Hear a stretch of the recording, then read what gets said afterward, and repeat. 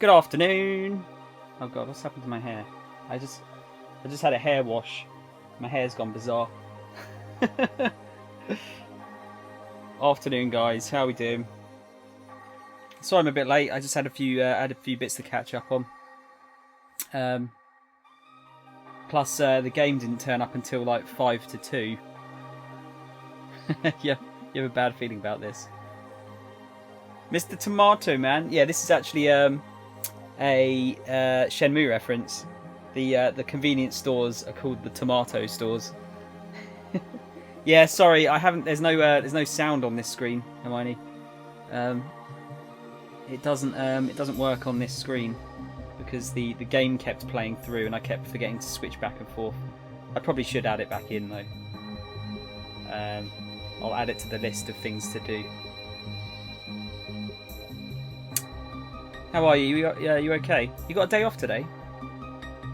Or are you doing your lunch or something? Oh, Alt's been in. Back in 10. Okay. Yeah, guys, this could be... this is something I haven't done before. I've got a game which I know next to nothing about. What have I done? I watched a trailer of the game. I couldn't tell what it was about, and I've looked at some of the review scores, and the review scores have been really good. And I also think it might be like a visual novel of types. I think. But other than that, I'm like totally going in blind. Yeah, sorry, Hermione. My memory is like Swiss cheese. I'm sorry. I can't help it. I can't. It's such a bad memory. It's so bad. I think I might need to make like a t-shirt with that. Something to that effect on it. How's it going, GSPR? You're pretty much... well, if you want to be technical about it, you're a minute late. But no, you're not. You're not. Final thoughts on Halo Infinite. I haven't seen the second video yet. I haven't seen... You said there was a second video, didn't you? I only just saw that just as I was about to go live. Yeah, I haven't looked at it. Can you give me the general gist of it, like the second one? Has there been some new information uncovered? Because yeah, I can't really decide. Oh, you didn't really watch it, okay.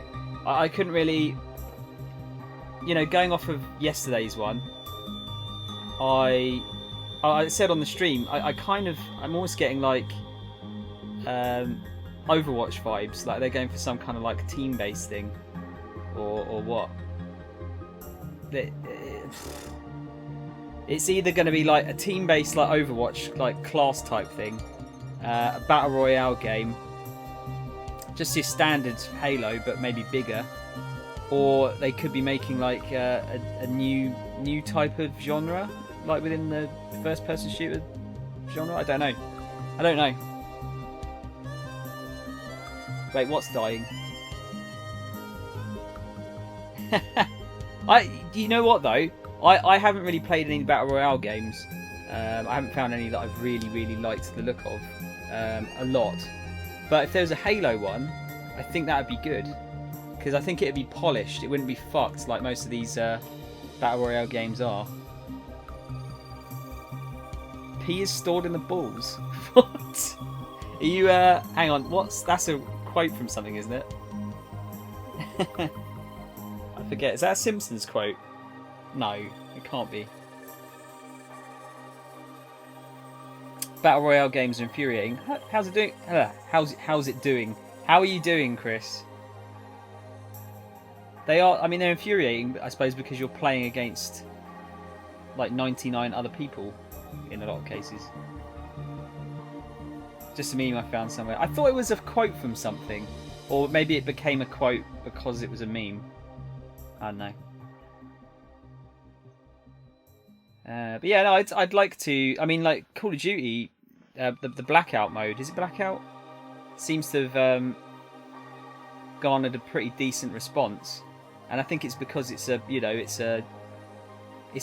triple A battle royale game. I suppose Fortnite is really, but you know what I mean. It's like polished because it's done by a big company.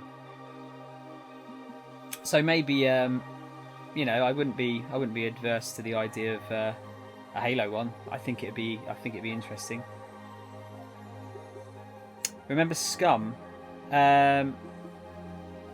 Oh yes, yeah, I do remember Scum. Yeah, that the one where you had to like look at your intake of vitamins and you could like shit all over the floor and that kind of shit.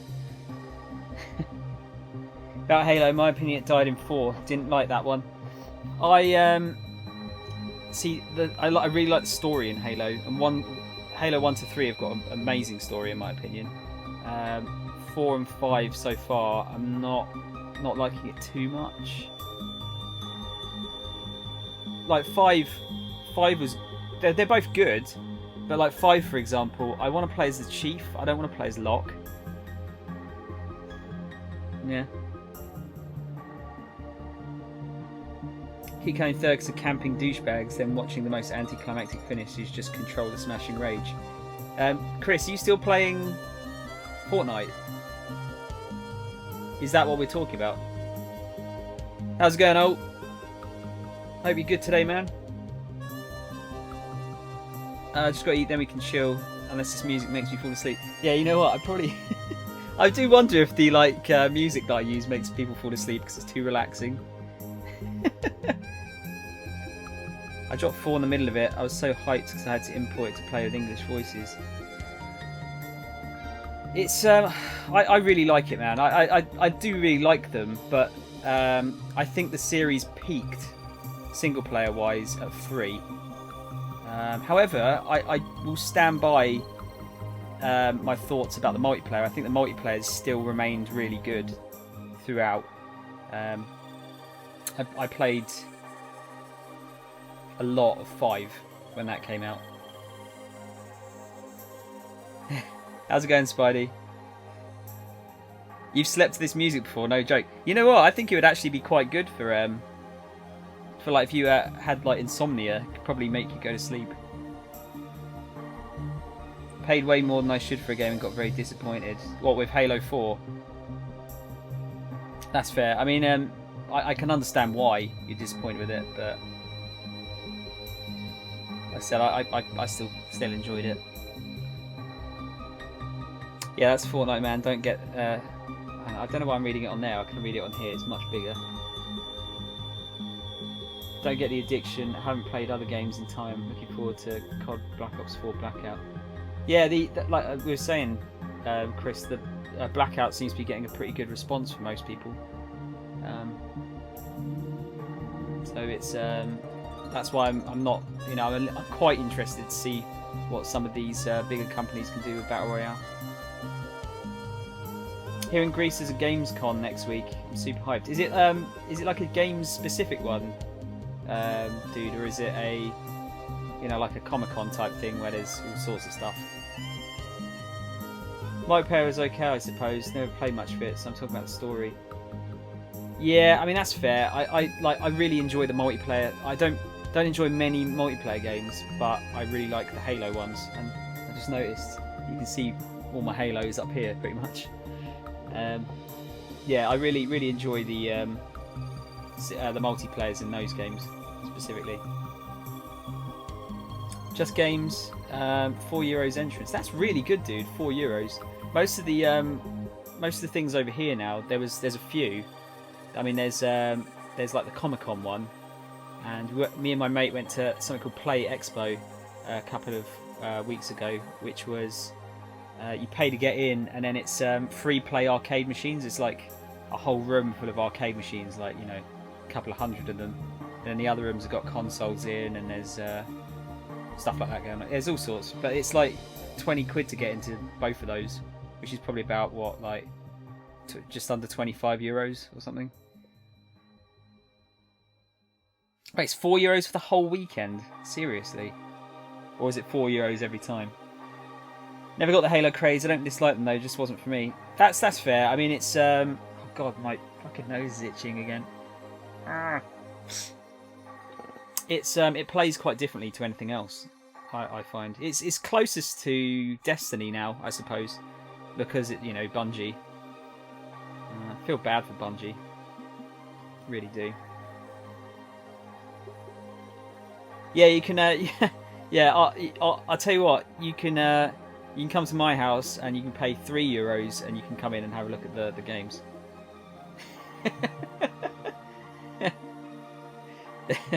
I'll undercut them. Well, of course, you've got to travel over here. That's the only issue. Oh my god, why? Why are you itching? Why are you itching? I don't think Destiny sucks. Like, I've only played the base version of 1. I don't think it sucks. But it's not... I don't agree with, like, all the expansion bullshit that's going on with it. Like the games that have the same idea of Destiny, hence why you enjoy Warframe. Yeah, I mean, oh my god, yeah, I'm gonna have to cut my nose off. It's just like, it's really itchy.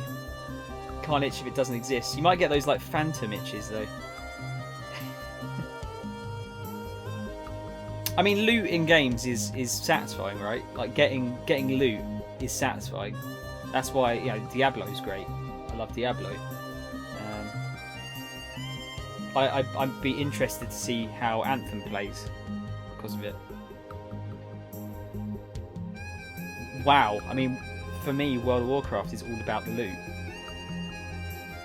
That's all it's about. That's what it's about for me.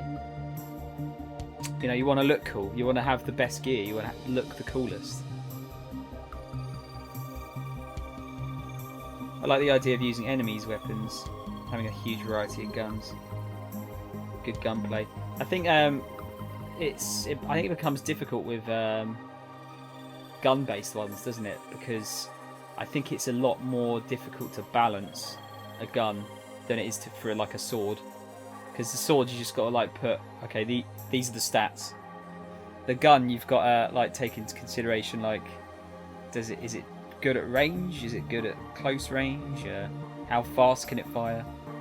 What damage does every bullet do? It's that kind of thing, isn't it? Am I seeing a AC Special Edition 2 shelves right after Halo? Yes, I've got this, which is a like a special version of Assassin's Creed 1. It's not. It's just a tin, but it's numbered. I got 42,002 is the edition I've got. Yeah, it's just a normal version of 1.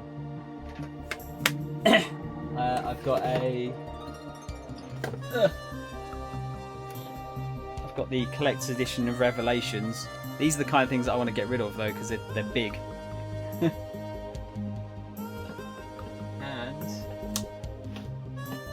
I've got the Join or Die version of 3. But yeah, no, they take a lot of space. Those things. I'm not playing AC.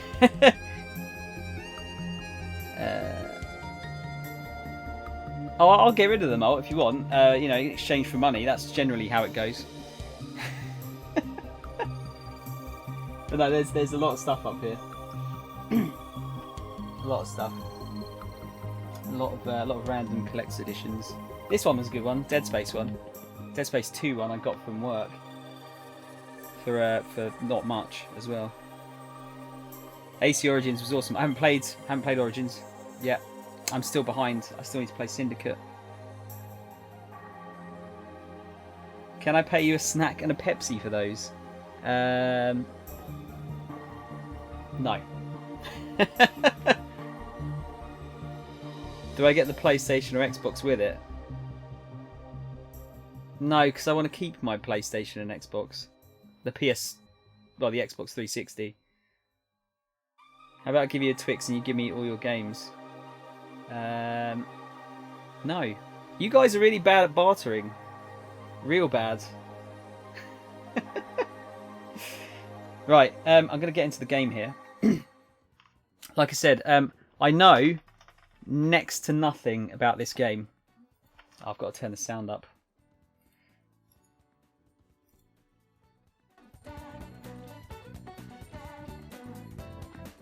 I've got to try and figure out what sort of volume we want to be at.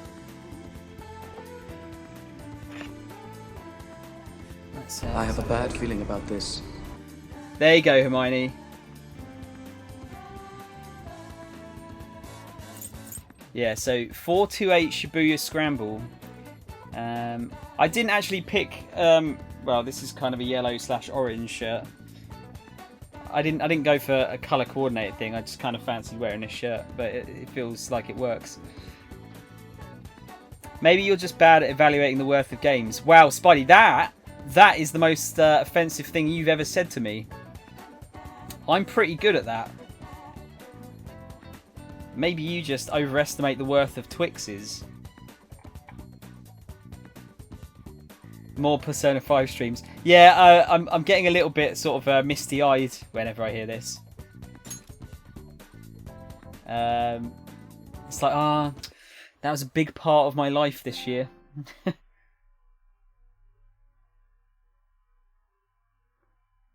Right, yeah, so no idea. No idea what's going to go on. I heard it's a bit mad. Well, oh shit, that's really loud.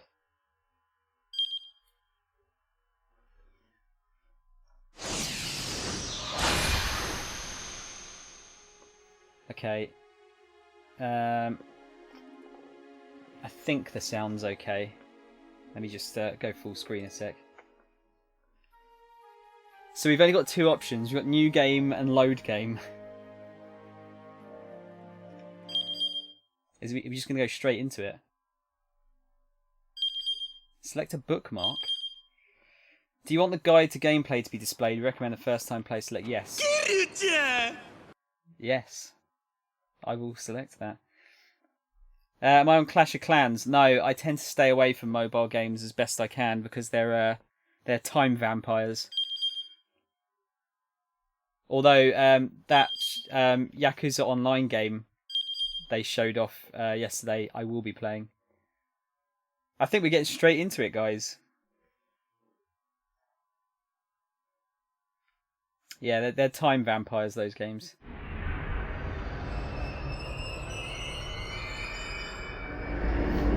Let's see what this is about. Mobile games are either really fun or complete trash. Or really fun, but they want you to pay lots of money.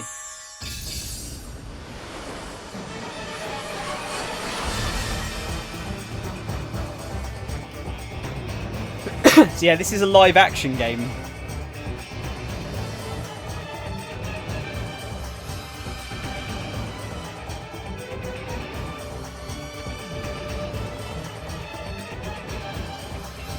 That sounds really loud to me.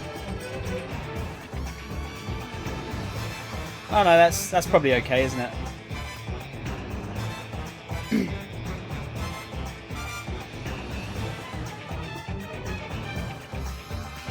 Best live action game I ever played was Press X to Not Die. Why does that sound familiar? I recognise the name of that, but it wasn't a Flash game, was it?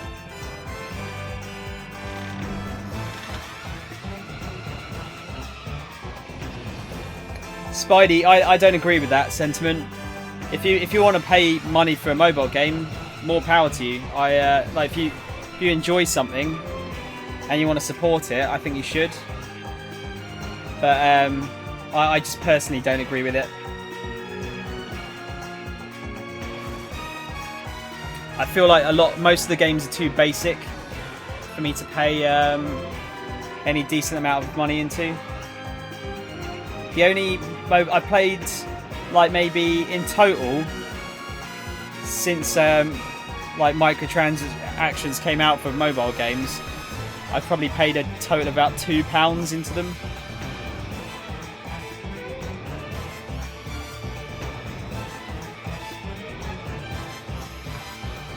It was a low budget meme game, okay. But it's buffering. Let me just make sure we're not dropping frames.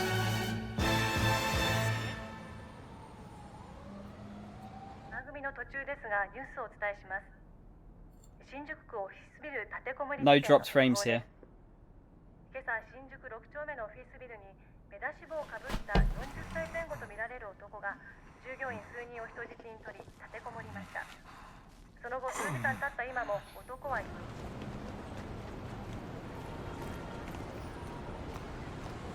I think this was a PS3 game originally. の話によりますと、立てこもっている男は北島という男である可能性が高いとのことです。その男は以前からこのビル内のある企業との仕事上の取引があり、金銭上のトラブルが絶えなかったということです。今回の立てこもりはそのトラブルに端を I think I might have to move the camera here.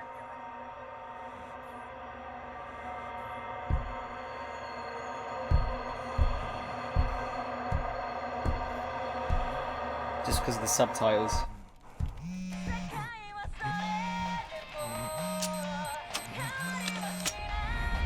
Yeah, I'll tell you what. Let me just move the camera a bit. Is the overlay changing, getting in the way as well? The one at the bottom. Now let me just see.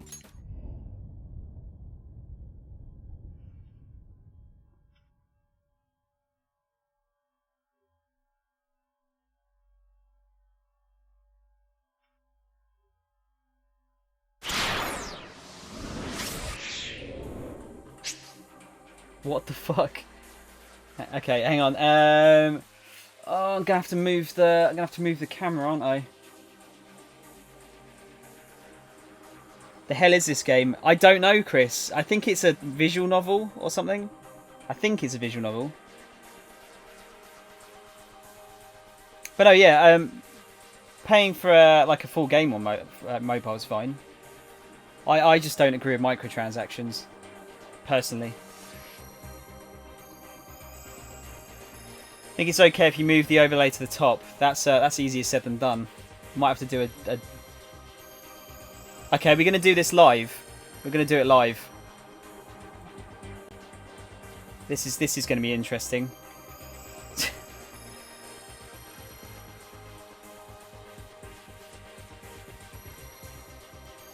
This is going to be very interesting.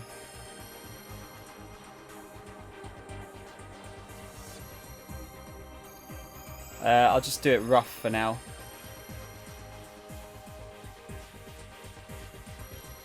It's not going to be as neat as I want it to be, but it'll do for now.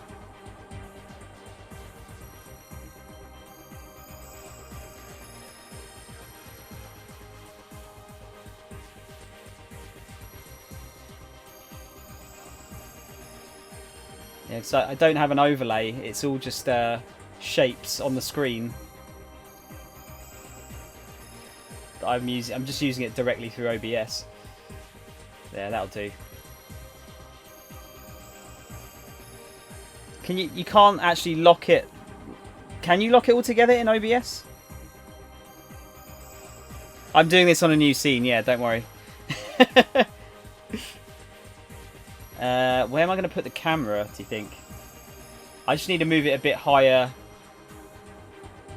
Where, oh shit, I don't know. Where do you think? Where do you think is the best place to put the camera?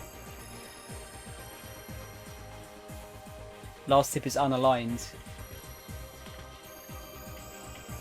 There you go, is that better? It's a bit better.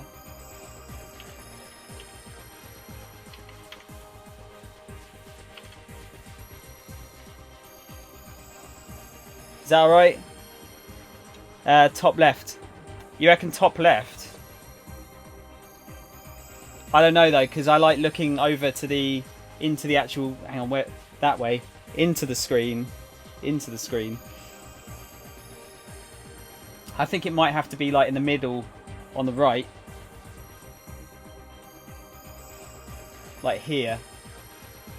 I'm thinking.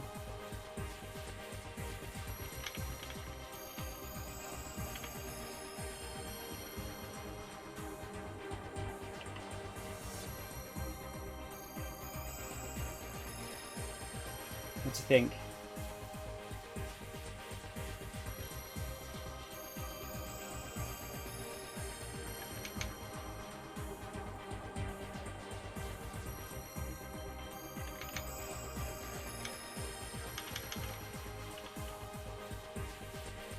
I hope you guys are enjoying this OBS masterclass here. That's fine, right? Why two shapes just for the camera? I like having a double-edged border. I thought it looked a bit nicer. Not that you can really see it, but oh, that'll do. We'll just do. We'll go with that for now, shall we? Let me just lock those down so I don't accidentally move stuff around. Hopefully this doesn't block another key part of the screen. That'd be fun, wouldn't it?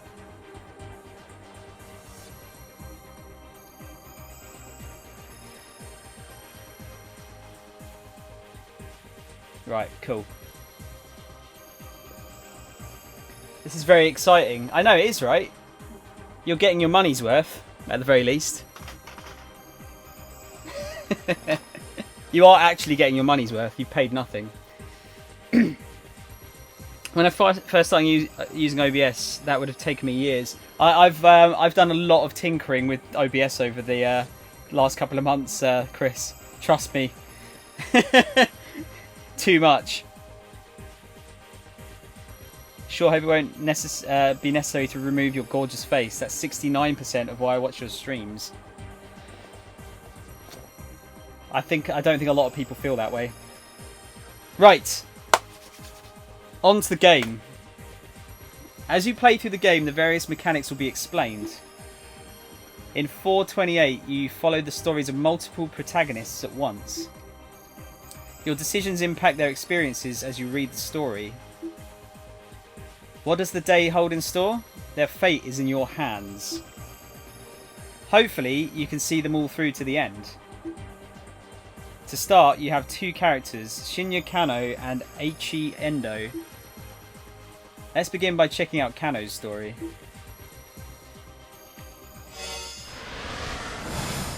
This looks amazing.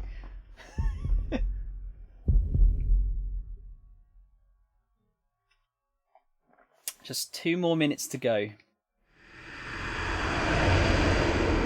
Shinya Kano noted the time again on his watch, scowling at the slow creep of the second hand. The time was 9:58 AM. Furrows of consternation creased his forehead. He wasn't nervous, but he knew better than to expect everything to go smoothly.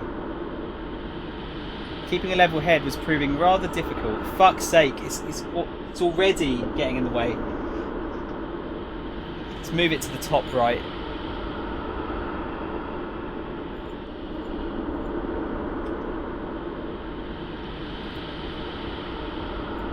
Let's move it up there. Get it right out of the way.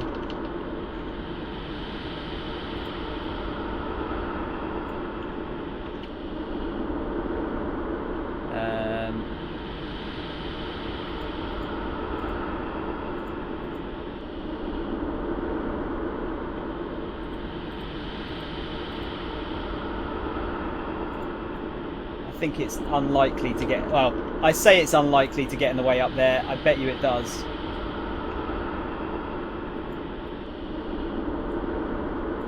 OBS Simulator 2018.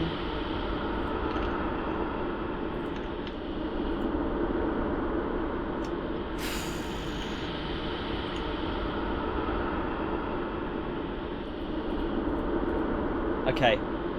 Let's see if that's going to be alright. Maybe make the cam a bit smaller. I could do that. We'll see how this goes, and if need be, I'll shrink the camera.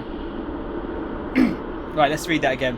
He wasn't nervous, but he knew better than to expect everything to go smoothly. Keeping a level head was proving rather difficult. There was no room for failure. Lives were on the line here.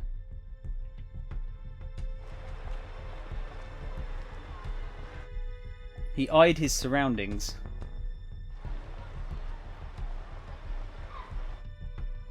Was the perp really going to show up? Were we a policeman? When? Where would he be coming from? How would he make his approach?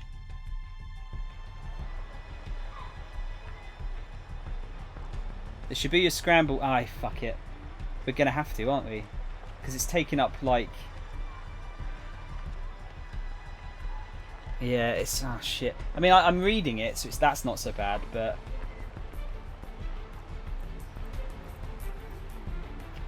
Thing is, I don't know how small we're going to have to make this for it to fit. That sounded dodgy, didn't it?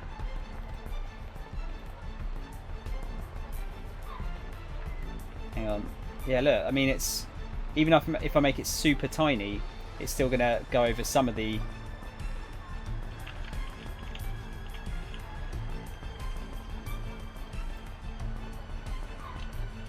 Over some of the text. I mean, I'm reading it for you, so you don't need to worry too much. Let's keep going. I just need to go full screen, though. Just tell me if it's really bad, and I'll have to try and figure something out. I'm not sure how I'm going to do it, though. Without just, like, getting rid of the camera altogether. Right, the Shibuya Scramble was as packed as ever. A throng of people crossing this way and that, blissfully unaware of the dozens of detectives hidden in its midst.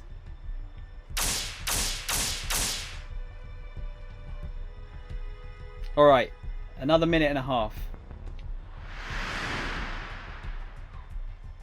Kano glanced down at his watch yet again. A mere 30 seconds had passed. Detective Kano had been with the enforcement arm of Shibuya's criminal affairs section for a year now, but he'd never been part of an operation this big before. He eyed the young woman standing beside the statue up ahead. She was small enough to get lost in the crowd, and she carried a nondescript attaché case.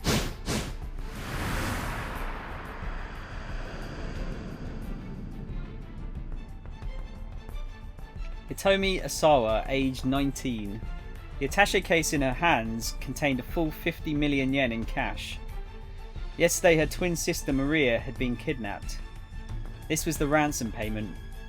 The culprit had called Hitomi last night at home, referring to her by name and telling her to wait by the statue of Hachiko in Shibuya. It was almost time, but nothing. Kano was staring fixedly at the second hand on his watch with when a homeless man sitting on the sidewalk murmured just loud enough for him to hear. Come on, Kano, quit looking at your watch so much. What if the kidnapper sees you? Kano tried to look nonchalant as he lifted his eyes, but the scruffy character continued. You're too nervous. Just relax already. You're the one acting suspicious, Sasayama.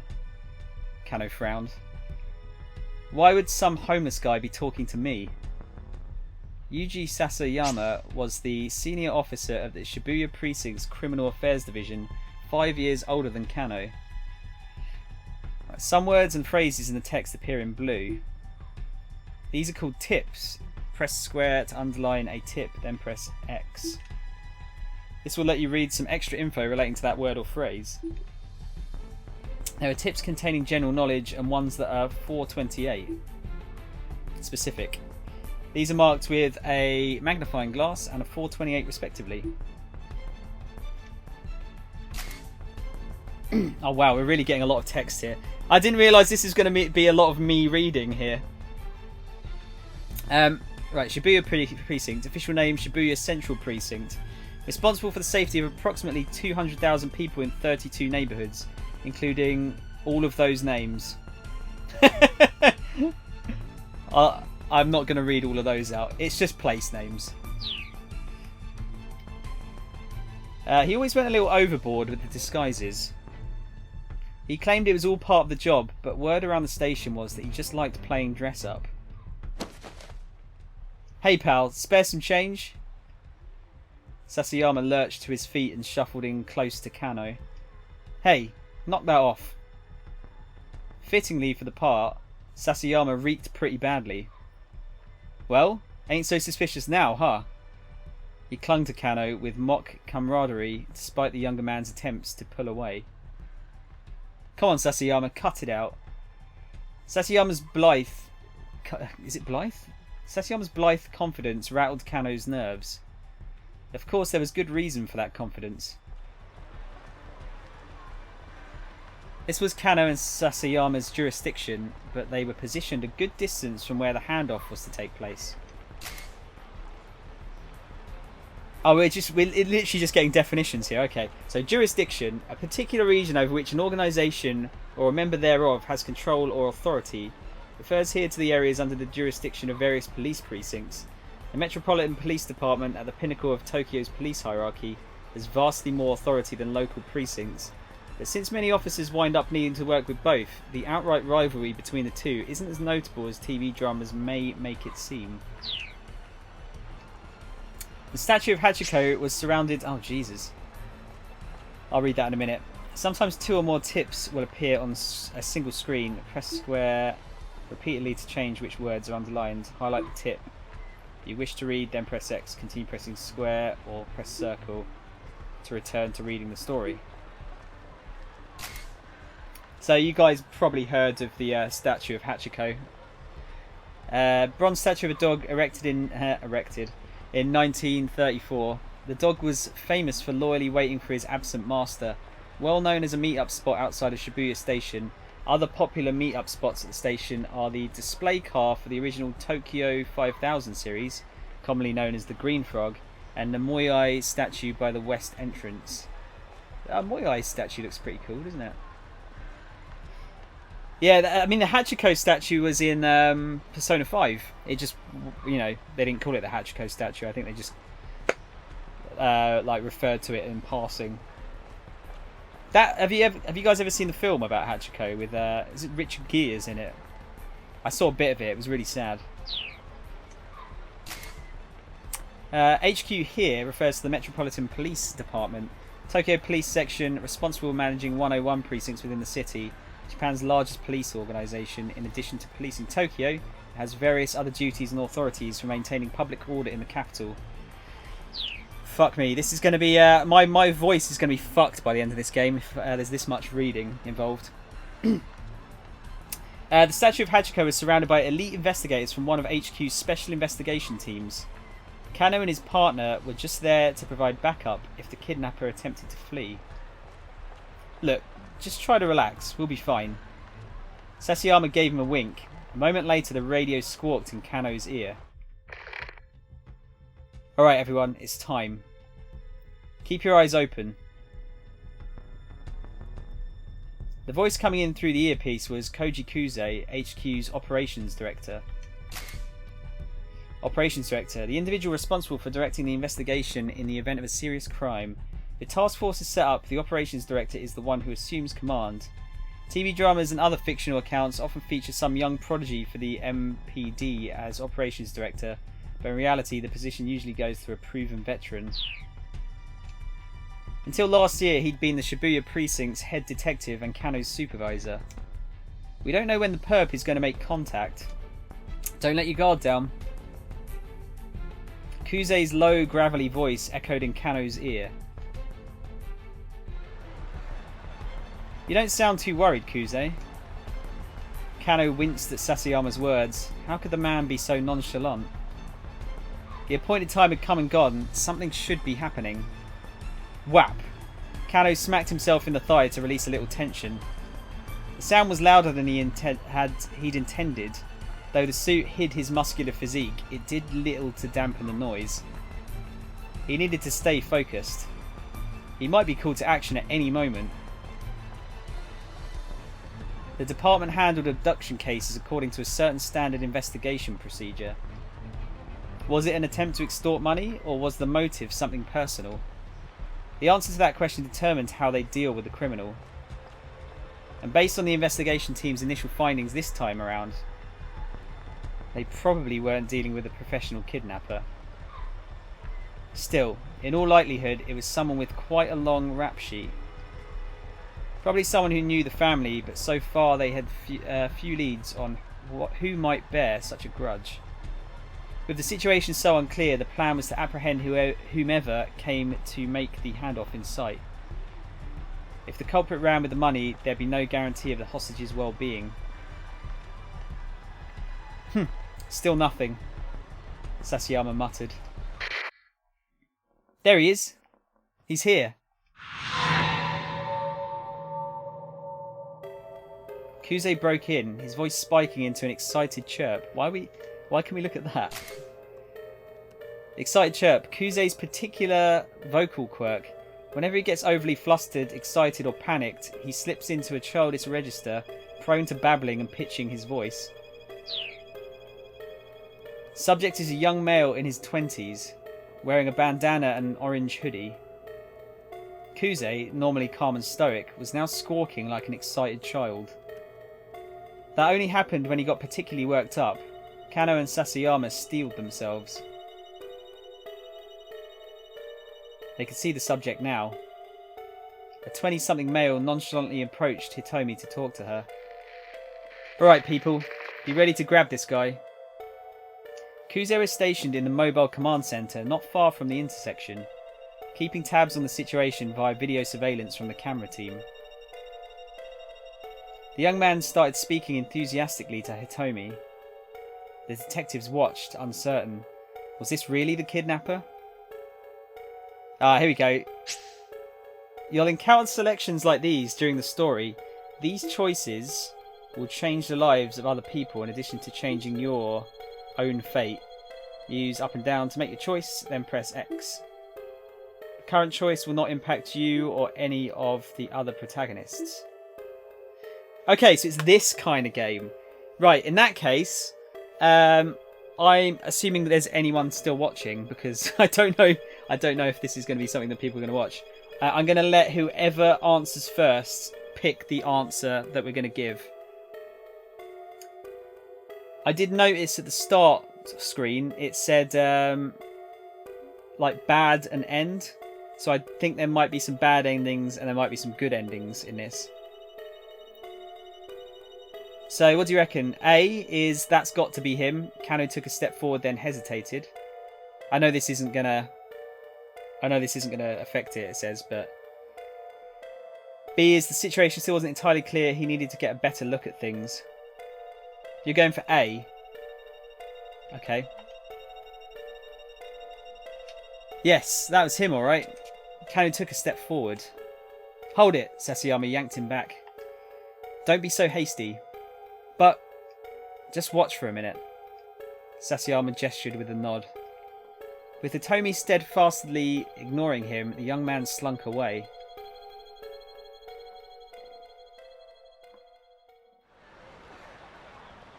So yeah, what we'll do, guys, is whenever there's a choice, as quickly as soon as you see it and read what it is, I'll read them out. But as soon as you see it, just give an answer, and we'll go with that. I might not go with the first one, depending on how many people answer. If we get like 3 people answer, I'll go through for... If it's an A and B thing, I'll go for whoever gets the majority. I think that's fair. Guess it wasn't him. Kano felt the tension of the moment linger in his spine. Guy must have been hitting on her, Sasayama muttered. Why is it doing... It's actually explaining all of these terms. Succeeding at meeting someone on the fly like this takes a special knack. Looks are also important. Sometimes, of course, the person trying to get your attention out of nowhere is just trying to make a sales pitch for a product or a nearby establishment. At first glance... Ugh, my voice broke. Ugh, I'm going through puberty again, apparently. At first glance, it isn't always easy to tell the difference. I mean, she is pretty cute and all. He had a point. Though, of course, something in Sasayama's voice made Kano brace himself. She's got nothing on my Mi-chan. Mi-chan was Sasayama's wife. They'd gotten married just last month. Let me tell you, Kano, married life is the best. You gotta hurry up and give it a try for yourself. This was Sasayama's favourite topic lately, and Kano was getting more and more fed up with it. Sasayama, come on, just knock it off, okay? The phrase had become a common refrain of his since the department partnered them. Fine, fine. Let's talk about your girlfriend then. Huh? Now? You can't be serious. Sasayama leaned in close again. What's she like? We are not having this conversation, Kano muttered, looking away. Ah, come on. Sasayama set his hand on Kano's chest, still playing the homeless troublemaker. Show me your phone. Let me see your lock screen. Huh? Sasayama pawed for the phone. You've got a pic of your girl on your lock screen, yeah? I do not. But he did. It was scary how on the mark Sasayama's instincts were. Hey, cut it out. We're in the middle of an investigation. I am investigating, Sasayama chuckled as he plucked the phone from Kano's pocket. His face scrunched up with astonishment as he looked at the lock screen. The heck is this? It's not... Ain't this Masami Nagahama? A national star tends to play the heroine on national morning soap operas or in national historical dramas. Her songs have been a series of national hits, and she's even slated to host this year-end national singing competition program. Everything about her is national. I was just about to say, there's a lot of national. This, yeah, this music is very Wii-like, isn't it? Kano realised he had to bite the bullet. No, that's my girlfriend. Her name's Rumi and she's... Surprise, motherfucker! Sasayama cut him off. You're telling me this ain't Masami Nagahama, the famous actress? Because this right here is Masami Nagahama. Like I said, you sly old dog. Trying to make like you're dating Masami Nagahama? I'm not, I mean, I guess Rumi does kind of look like her. Sasayama let out a huff. For real? You really think I'm going to fall for that? There's nothing to fall for, I swear. Sasayama scowled, unconvinced. Alright, then why don't you marry her? Kano stammered, but he had no answer. The truth was, he would have happily married her already. But there were obstacles that needed to be overcome. Okay, playtime's over. Let's focus on the job. Sasayama handed back Kano's phone and turned his gaze back to Hitomi. Kano let out a quick, uneasy sigh. But his shoulders did feel looser. Maybe Sasayama had been trying to relieve a bit of the tension. Maybe he should be grateful. Writing's quite good in this. It's literally like reading a novel. By now, several minutes had passed since the guy with the papers had gone away. He peered at Hitomi. The strain on her face was visible. In addition to the weight of the attaché case itself, the 5,000 10,000 yen bills it held weighed close to 6 kilos. Her slender arms must have been getting tired. Still, she refused to set the case down. She wasn't taking any chances with her sister's life. The kidnapping case had begun the day before, around 7 p.m. This is MPD Dispatch. The Shibuya precinct is reporting a missing person believed to be an abduction. In Japanese law, the act of indirectly luring or deceiving someone into the control of a third party is known as kidnapping. Using forcible threats of violence to achieve the same result is known as abduction. Subject is Maria Asawa, a 19-year-old student at Midoriyama Academy, last seen at the LL Diner near campus. A man was allegedly seen forcing her into a car nearby.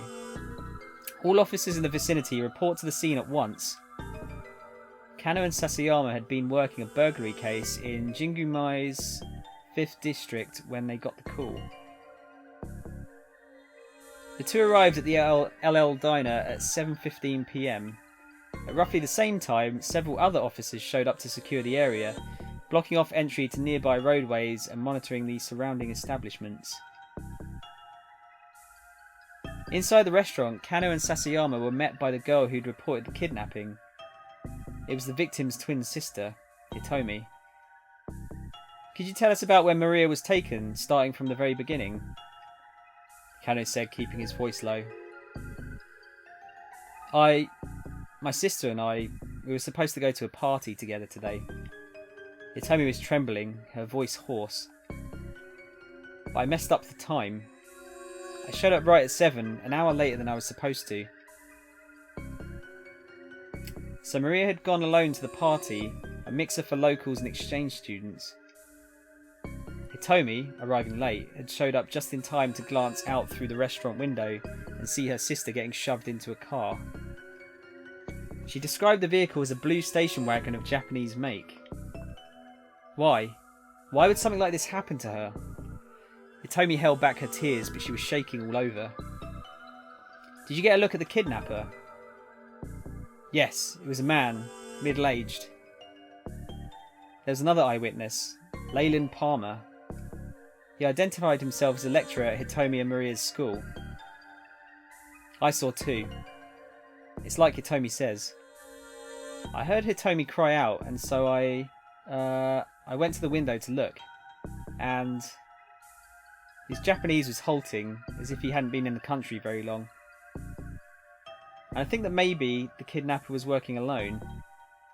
Leyland explained that he'd seen the man shove Maria into the back seat and clamber into the driver's seat. If he had an accomplice, wouldn't they have been driving? Neither Hitomi nor Leyland had gotten a look at the suspect's face. Kano was interviewing others who had been on the scene, looking for other potential witnesses when his phone rang. It was Yoshio Kajiwara, one of the senior detectives. We've set up a task force for the investigation. Get back to the station once you have a handle on the situation there.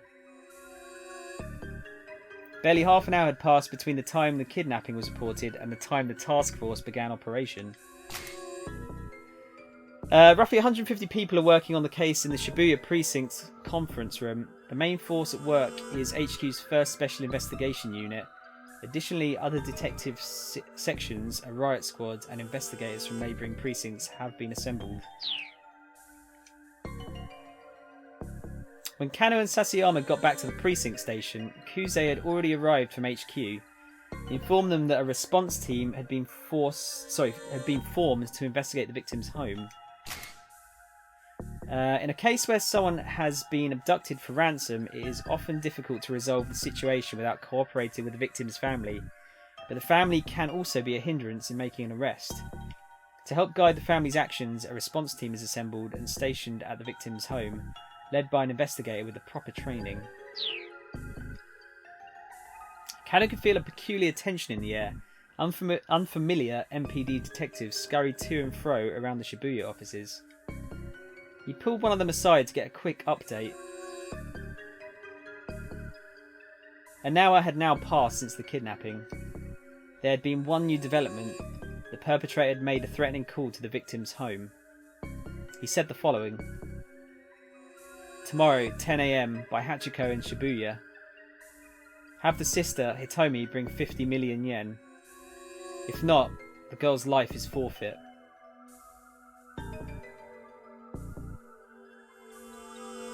Kajiwara from the precinct was put on the response team, along with detectives from elsewhere who'd received special training in abduction cases. Normally, a local precinct detective wouldn't have gone undercover in a victim's home.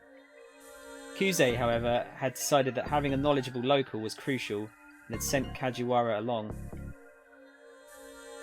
The detectives disguised themselves as delivery people and movers to make their way inside without arousing suspicion, arriving there at 8:30. The response team had come prepared to run a trace if the kidnapper contacted the family a second time. The act of pinpointing the source of an incoming phone call, the police are not allowed to do this independently without oversight and must go through a formalised process that includes securing the cooperation of the phone company. In the past, conducting the trace itself would take time, but nowadays, acquiring the location can be practically instantaneous. But there were no further calls.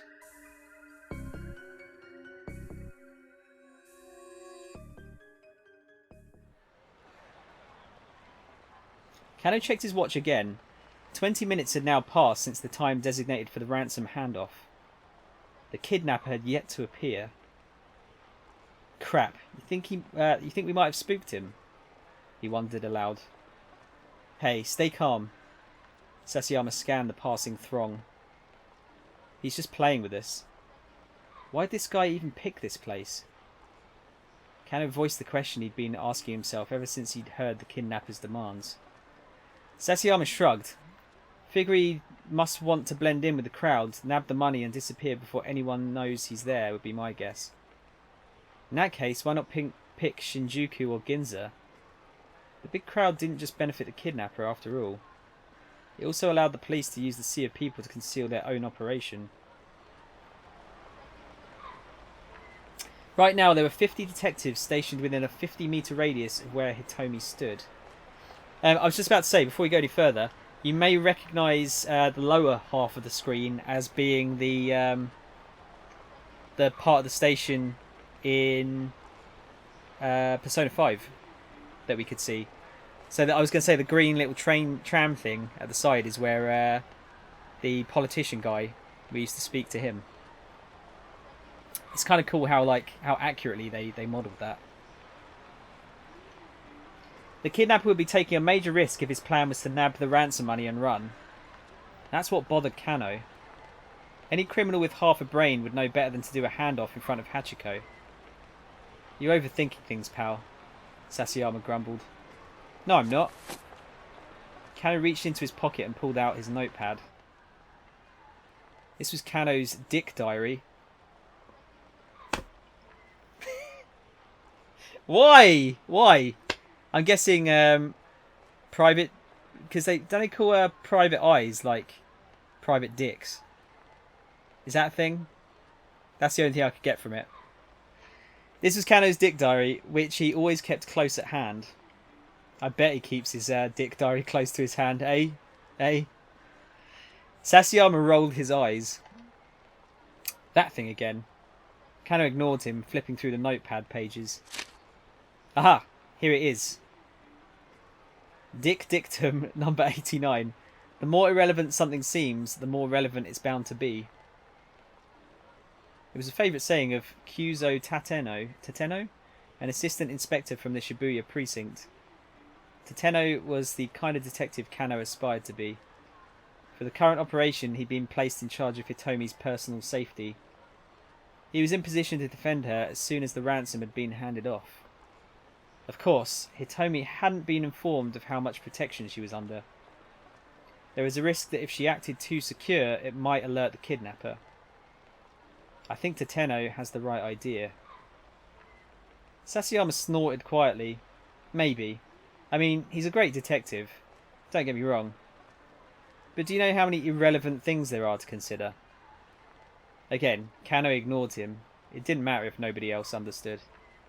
Kano had faith in Tateno, as both a detective and as an individual. He had first witnessed Tateno's brilliance during a standoff at a financial company 3 years earlier. A man had shut himself in an office, splashing gasoline everywhere and threatening to set the place ablaze. While the others hesitated, Tateno unflinchingly doused himself with gasoline and strode into the building, where he managed to talk the man down and secure the scene. The others had been awestruck by Tateno's actions, and Kano, who at the time had been content to be a run-of-the-mill policeman, had found it quite inspiring.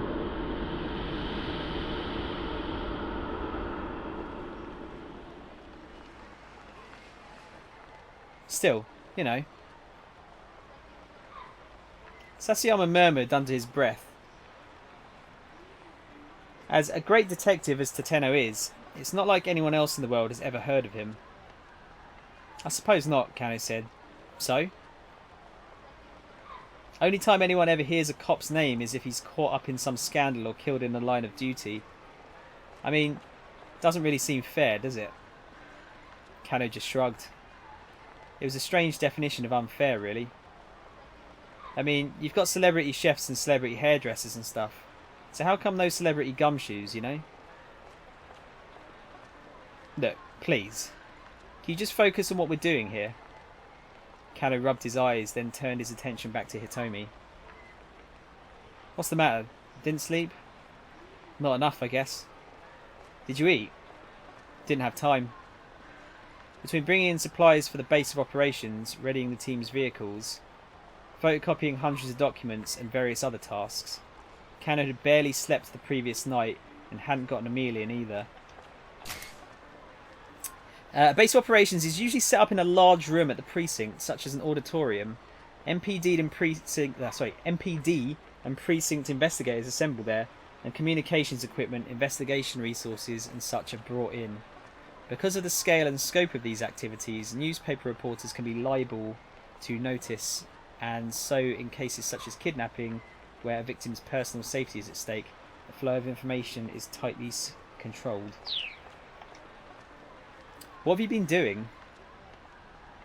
Sasayama puffed out his chest. Saving up my energy for today. So you were sleeping. Kano gave a wry chuckle at his partner's lack of shame. There he is! Kusei's voice chirped suddenly through Kano's earpiece. A man in his 20s wearing a sleeveless red jacket. He's carrying a garbage bag. The young man had emerged from the crowd about 15 feet from where Hitomi was standing. He strode towards her, a sinister look on his face. He didn't match Hitomi's description, but Kano felt a jolt of nerves all the same. Maybe the kidnapper had hired some young street punk to snatch the ransom payment. That our guy? What do you think, Kano? Sasayama whispered. Yeah, I think he's got to be. This was it. Kano swallowed the lump in his throat. He bent his knees, ready to act fast. Blood rushed through his leg muscles, banishing the stiffness that had begun to take hold. Could this be the culprit? Or perhaps... The young man tried to snatch the briefcase from Hitomi, but she clung to it with desperate strength. It was him. The detectives rushed in. Whoa, hey, what the hell? The young man cried out frantically and tried to dart away, but the officers closed in, forcing him bodily to the ground. Target secured. Oh, geez, I think we've got another suspect on the scene. Eek! He's taken the ransom! Kusei's hysterics made Kano spin around. Sure enough, a foreign-looking man was sprinting away, attaché case in hand. The mob of detectives scrambled to pursue. Before Kano could react, most of them had run off, leaving him to look after the original suspect.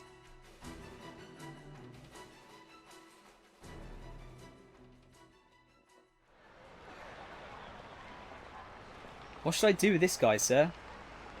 Might have some connection to the kidnapper. So he might have some connection to the kidnapper. Should I bring him in? Huh? Oh, sure, that'd be swell. I'm on it. With the help of one of the remaining detectives, Kano brought the suspect back to the Shibuya precinct. Man, my voice is going to be fucked after this game. Look, how many times do we have to go through this? Cut the crap. In the interrogation room, the young man, who gave his name as H.E. Endo, steadfastly insisted on his innocence. Why'd you try to steal the case? Kano watched H.E.'s... H.E.? H.E. Endo? Is it H.E.? Kano watched H.E.'s face intently. Like I said, it looked heavy, so I was just trying to help her out. It wasn't inconceivable that a young guy would want to help a pretty girl. Fuck you. But Hitomi had just been standing there, hardly in desperate need of assistance. How's it going, Eternal? She hadn't set the case down, so I figured there had to be something important inside. An entry from Kano's dick diary shot through his mind. Dick dictum number 25. When the tongue slips, grab it and yank out the truth. Classic advice for a questioning. Something important, you say, such as... How the heck would I know? H.E. spat.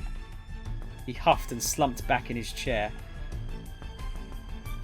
This standard textbook back and forth had been going on for nearly an hour. Kano didn't mind. Chasing down criminals was all well and good, but questioning suspects was another key part of the job. Plenty of off-the-scene work went into cracking the case. I love making you smirk randomly reading something. I do smirk a lot. Once again, he had H.E. explain what he'd been doing, starting from the beginning. When Kano finally emerged from the interrogation room for a short break, he learned that there had been some progress on the case at the crime scene. What the police hadn't been able to determine yet, however, was whether or not Maria was safe. Fighting back his anxiety, Kano consulted his dick diary. Stop saying dick diary! Stop making me say dick diary! Dick dictum number 54. Haste makes waste. He felt his tension subside. Remembering the right maxim always helped. It was like casting a magic spell. Kano returned to confront H.E. once more. You were there to act as a distraction, to mess up the investigation, weren't you? Huh? H.E. looked a bit dumbfounded. What are you on about? Oh my god. Wait, what's this? Electrical longboards. What's your longboard site, bro? Eternal, I'm sure you already know, but you know that's a bot, right? I don't. I mean, it's funny to say dick. So, Dick Dictum number 55. The truth hungers to be free. You hungry? Got some katsudon if you like. Yeah, electrical longboards and a few of the others that are in there are. I don't know what the bots do, but they're like in everyone's chat. Yeah, I'm not sure what they're up to. I think they gather data or something, maybe. Right, katsudon, Japanese dish consisting of a bowl of white rice topped with breaded pork cutlet and egg. There are several variations, such as sauce katsudon, where the egg is replaced with Worcestershire sauce. Worcestershire. I was not expecting to say Worcestershire sauce in this this playthrough. And miso katsudon, where the pork is stewed in miso. Not typically the sort of thing a policeman offers a suspect during an interrogation. This could be seen as baiting with food and is to be avoided. Electrical longboard and electrical skateboard are the most common bots. I think they gather information on what viewers watch, or stuff like that. But banning them won't do anything because they don't use chat anyways. No, and they don't count as a viewer either. I think they've stopped them from counting as viewers because everyone was getting like artificially inflated viewer counts, and like you'd have like 5 or 6 bots in your chat.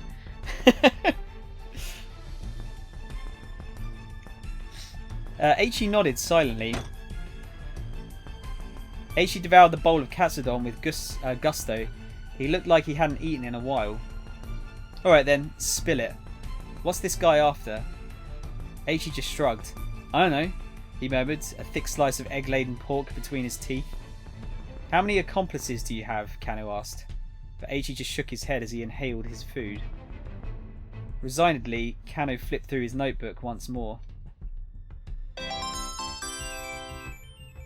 Whoa, Eternal, thanks man. Thank you for the Twitch Prime sub. It's very kind of you. You're welcome, ho. I don't think I've ever been called a ho before.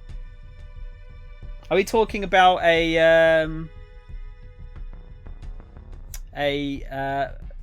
female that sleeps with a lot of people, or are we talking about a garden implement here? Admitted they're your view bots. They are not. Garomi bot is my bot.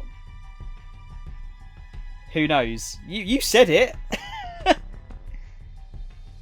I don't know if I'd want to be considered a gardening tool though either.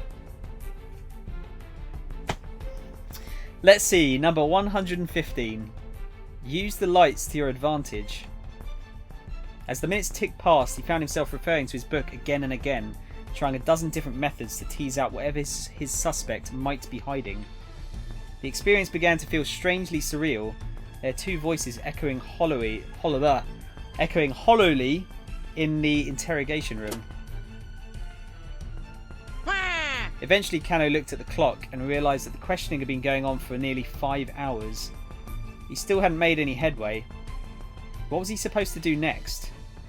Tateno would know, but he sure didn't. Still, he was determined to do whatever he could to keep the victim and her family safe. Gritting his teeth in frustration, he perused the Dick Diary like it was scripture. Number 116. The monotonous questioning was clearly tiring Aichi out. His eyelids drooped like they were beginning to get heavy. Number 117. Get 'em when they're tired. Kano's eyes gleamed. You're part of some criminal gang, huh? Aichi's head slumped forward heavily. Nodding off was basically the same as nodding yes, right? Mr. Kuze, I did it! The young guy we grabbed at the handoff site. He finally confessed to the crime. I don't think it's quite the same, is it? It could mean many things. Is this the Reading Rainbow stream? It is basically a reading stream. Yeah, I'm essentially this is me reading a bedtime story for you guys. Except you get to make choices at parts of the way through the story. What? What are you talking about? Kuze laughed in disbelief. We're just about to apprehend the mastermind here. Huh? Kano clutched his cell phone, dumbstruck. Listen, why don't you, Look, just wait there at HQ, okay? No. It can't be.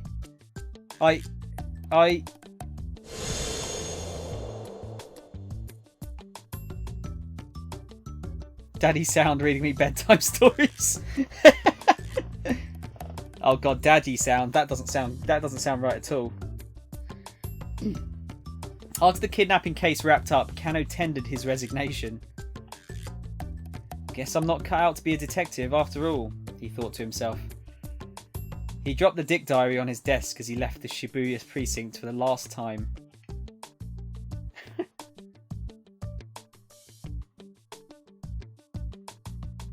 Bad end. Number 1. So long, Shibuya. Kano wound up at a bad end. However, this does not mean that the choice you made for Kano was the wrong one. One of the other protagonists, Eiichi Endo, has an impact on Kano's fate here. You can avoid a bad end by making proper decisions in another character's story. For a detailed hint, check the tip by underlining the bad end title. Hint. Kano had every reason to suspect Eiichi Endo, but arresting him turned out to be a mistake. If Eiichi hadn't approached Hitomi, this wouldn't have happened.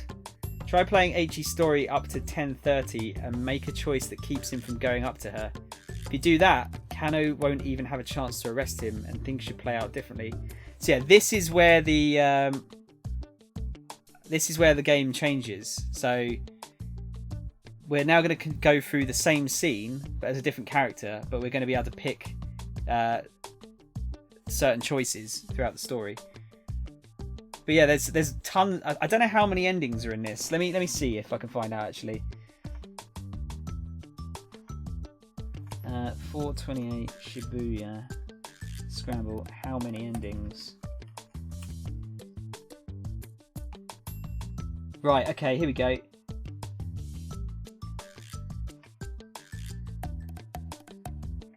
Oh shit, just clicked on the wrong thing there.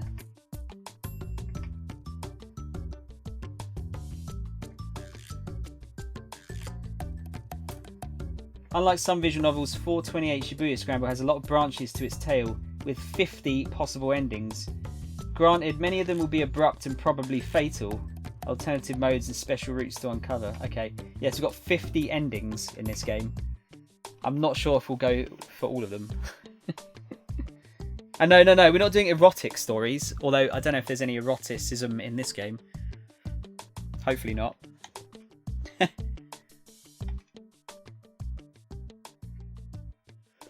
Right, so that's our first of 50.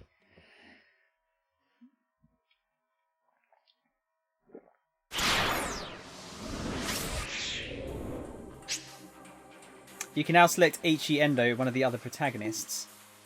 Let's follow Eiichi's story for a little while. Man, look at the super high quality video we got there.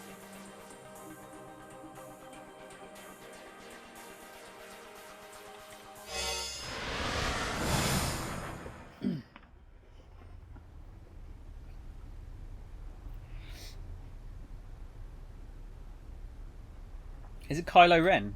Very top heavy, isn't he?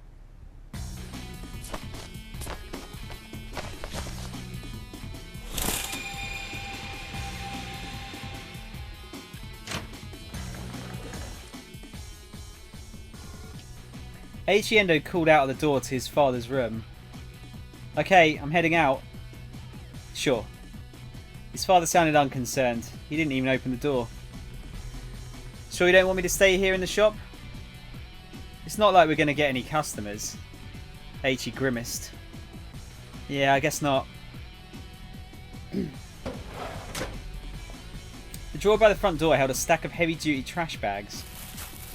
Eiichi pulled a few of them out. Guess it's going to be that kind of day. He stuffed the trash bags into his pocket, then slipped on his favourite pair of sneakers. The entryway to Eiichi's home also led into the family's shop. Various pieces of electronics were piled up like so much junk in the tiny retail space. The slightest bump brought the risk of an avalanche. Eiichi wove his way through the gaps in the appliances like a spelunker exploring a cave. From Shibuya Station, if you make your way past the 109 building, then up through Dogenzaka, you'll come across an old shopping district. Nestled in its outskirts is Endo Electronics, in the same place it's been for decades. Within its dimly lit interior, you'll find rows of wares all caked in dust. At a glance, you might well assume the place was closed. A mum and pop place like Endo's couldn't compete with the big consumer chains booming throughout Shibuya. So far, the store had remained in business thanks to the locals who appreciated that they made house calls to do repairs. But things weren't looking good for the future. Eiichi, the elder son and nominal successor to the business, had no interest whatsoever in working there.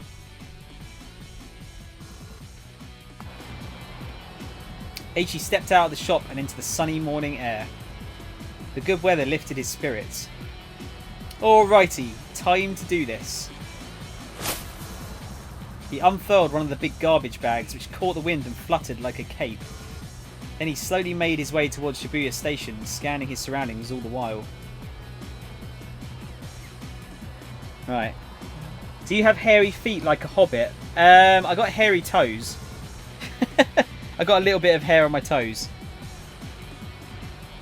But I used to be called Hobbit by a few people, so. This looks like an interesting game. Is this a game or a novel? It's a visual novel, Shadow. So yeah, a lot of reading. But there's it kind of splits off at different parts when you'll get like multiple choices as to where to take the story, and you'll get different endings as a result. Show feet? No, I'm not going to show my feet. Don't want to see ugly feet. Hey! Actually, all feet are pretty ugly, I think. Plus, I don't want to, you know, people have foot fetishes as well. That might be your fetish, Eternal. Maybe you're just trying to, like, you know, maybe that's what you're trying to get me to do. You're going to take pictures of my feet. It's an interactive novel, yeah. Yeah. Sheesh, this place is filthy. Oh, I should explain, actually. So, we've just played as one character, Shadow, and they had a bad end. And the character we're now reading through has a part of it. So we're going to change where he goes so that the other guy doesn't get a bad end. No, oh, I'm just fucking with you, dude. That's what I was doing to you as well. I know you don't actually want to see them. Or do you?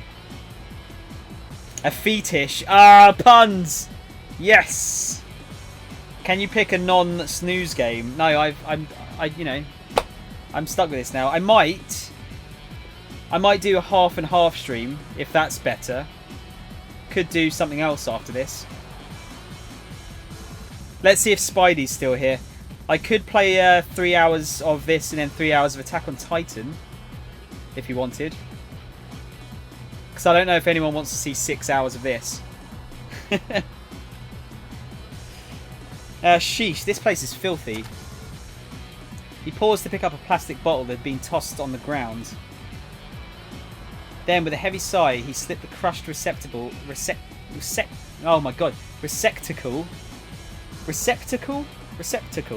Yeah, fucking hell. Into his trash bag. I can't English!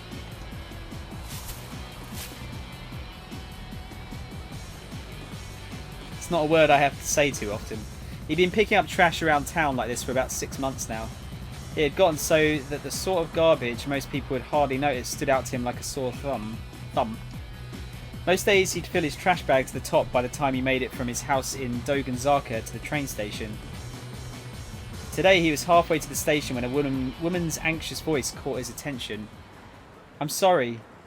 I'm in a bit of a hurry here." He looked up and saw a timid-looking woman being confronted by 2 men, one with brown hair, one with black.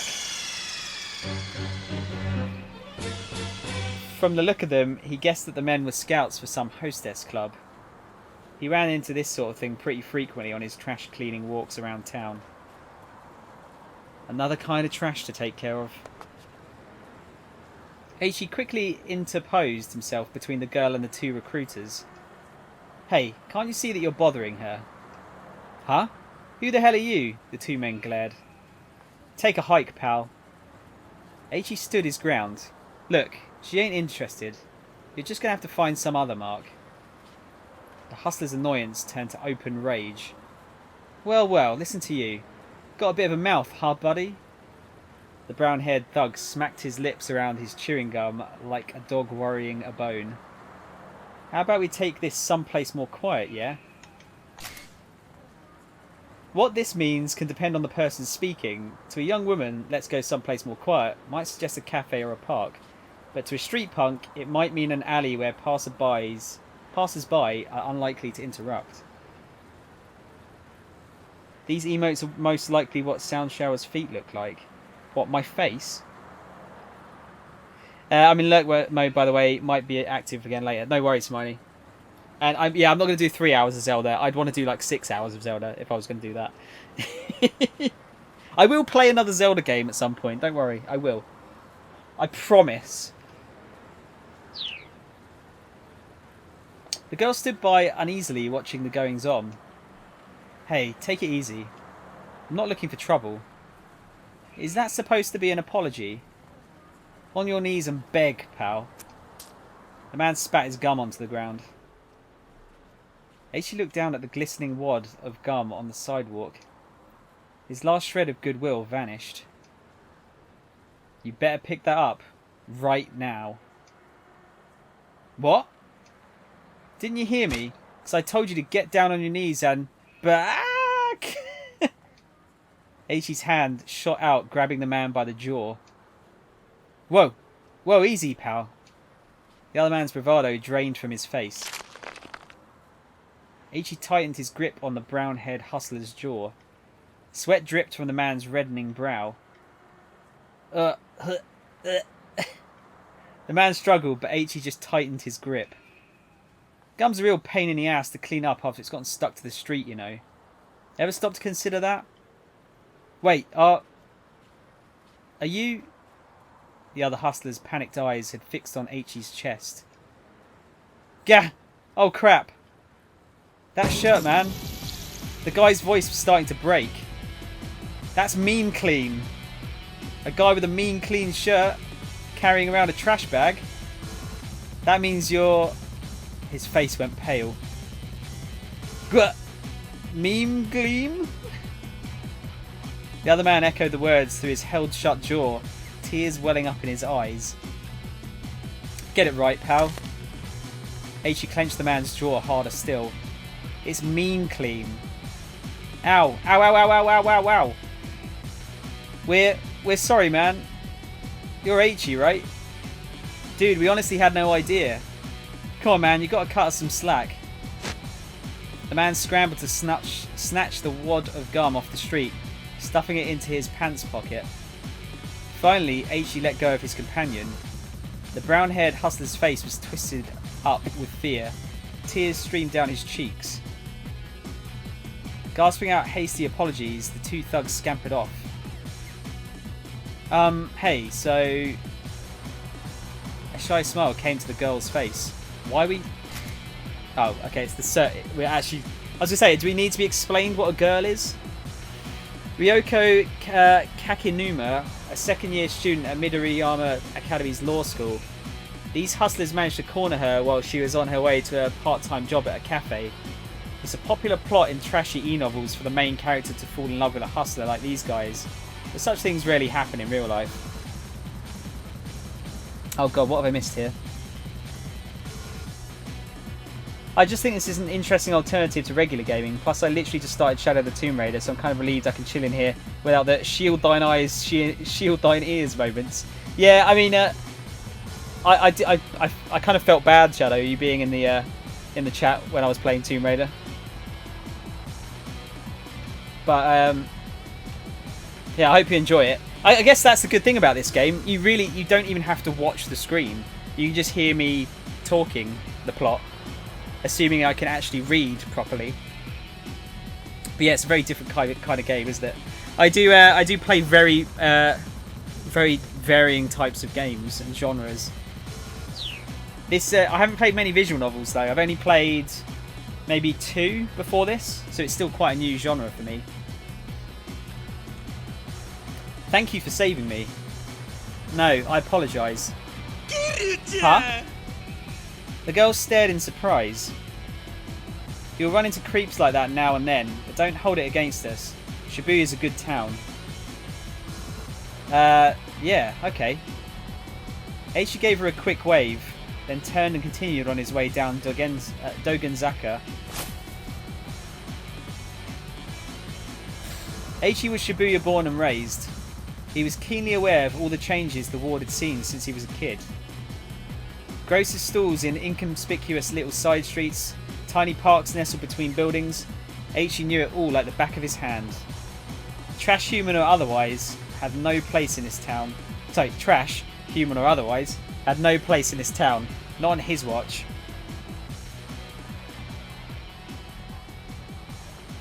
Eiichi made his way down towards Shibuya Station. Throngs of people shuffled to and fro across the scramble. The view shifted constantly from one moment to the next, almost as if the city itself were alive.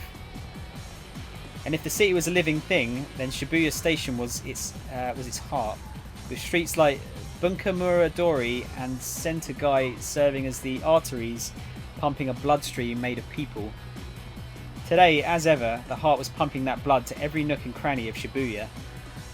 And there was Eiichi, just another part of this great urban organism. Guess I'm one of the city's white blood cells. Or wait, maybe I'm a red blood cell. Hold on.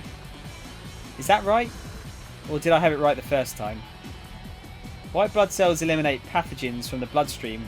Red blood cells carry oxygen throughout the body. Eiichi was probably thinking of white blood cells.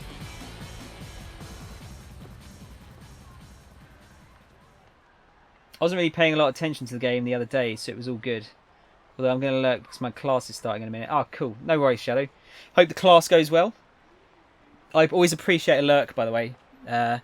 Lurks help massively. I can't type correctly. You've got to stop typing so fast. Eternal, there's no rush, because I'm not going to get to the chat immediately in this game. Just because I'm going to try and wait for a gap in the story before I stop. Emerging from his reverie, he noticed a rather conspicuous young woman standing by the statue of Hachiko outside Shibuya Station. Ooh, she's totally my type. To be up someone's alley, to be someone's cup of tea. Wonder if she's a model or small-time actress or something. Looks like she's waiting for someone. Probably another guy. Dang. Good looking as she was, there was no way she wasn't already taken. What kind of guy scored a girl like that? Probably the rich-ass CEO of an IT company or something. Crouching down to tie off the trash bag, he continued gazing wistfully at the girl. Then he noticed something peculiar. She was carrying an attaché case, the kind a businessman might use. It was a large case and apparently so heavy that she was struggling to hold it despite using both hands. Right, okay guys, so we've got a choice here. You reach a decision point. Let's have Eiichi not approach Hitomi. Yeah, because if we just go for A, we're just going to get the same ending. So I won't let you pick here, because we need to do this. Yeah, so A is now, what kind of person makes a young lady lug around something heavy like that? Eiichi figured he'd offer to carry it for her. Because otherwise we're just going to get into the same bad end situation. So the second choice is, but first, I've got to dump this trash. He looked around to see if there was a garbage bin nearby.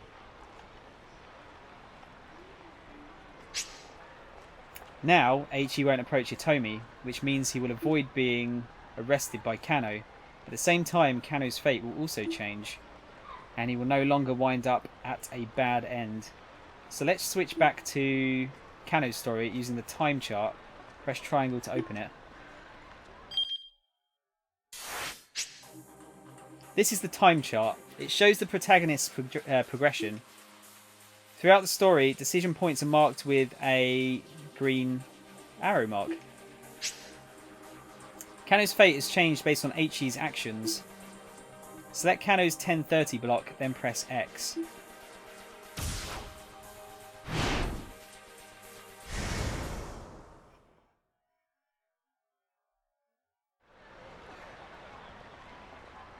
Right, so I'm going to be rereading a lot of bits here, it seems. Or at least partial bits. Wow, it looks quite nice outside.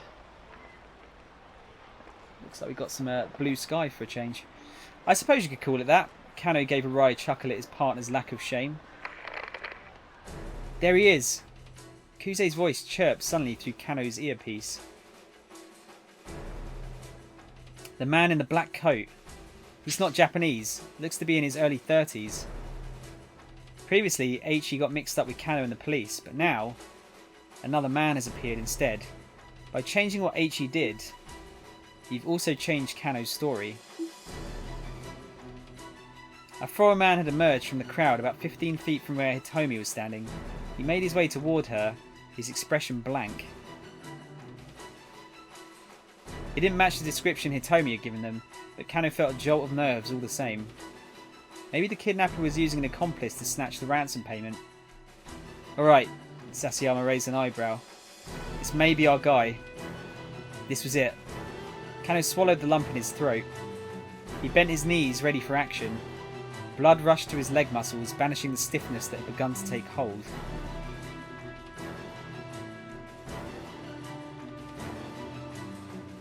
Was this the culprit? Or perhaps... The stranger took hold of the attaché case. It was him! En masse, the detectives began to close in. Let's go, Kano. On it. Sasayama and Kano leapt into action. They never expected what happened next. With the case clutched in both arms, the man veered suddenly, running right toward them.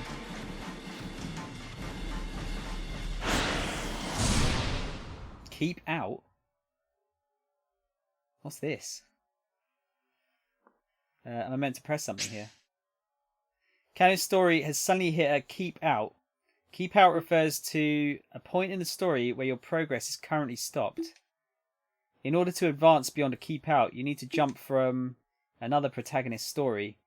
At 10:30, Eiichi has the text. Young man in a suit, set as red keywords. Checking these red keywords will allow you to jump from Eiichi's story back to Kano's. Now head back to Eiichi's story and keep an eye out for that key phrase. Interesting, okay. Try following the story from Eiichi at 10:30. Approach the girl.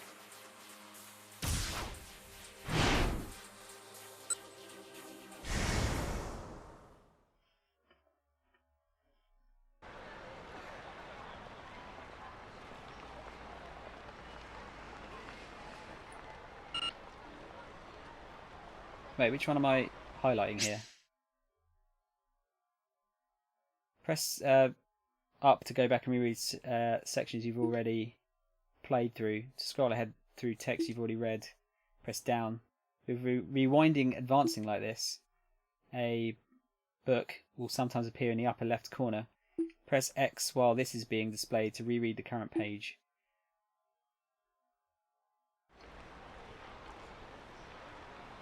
But first I've got to dump this trash. He looks around to see if there's a garbage bin nearby.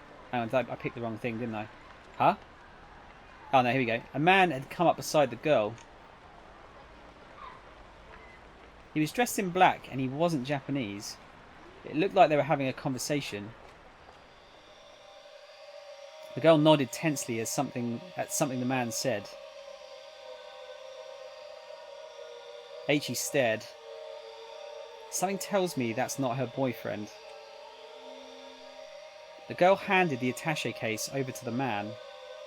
He took hold of it with his right hand and began walking briskly away. Whoa! A nearby homeless man suddenly leapt over Eiichi and broke into a run, as if he'd been waiting for this very moment. Yuji Sasayama, a detective with the Shibuya precinct, known as the cosplay detective, due to the strange outfits he wears while on stakeouts. He's partnered with Shinya Kano for the kidnapping investigation. Sprinting alongside him was a young man in a suit. There you go. Some words in the text appear in red. Red text denotes Important keywords let you jump between different protagonists. Stories. This allows you to shift between characters at specific points. These can also allow you to clear out a keep out in another character's story and let you read on if you come across red text. So if you come across red text, press square to underline it and press X. A window will appear allowing you to jump from one protagonist to another at that point. Then press X to continue. The other character's story after the keep out. Oh my god, this is so... Why can I not make the text smaller just for these bits? It's really annoying to read those. By performing a jump from this screen, you can advance another protagonist's story past the keep out. Press X to confirm and jump over to Kano's story.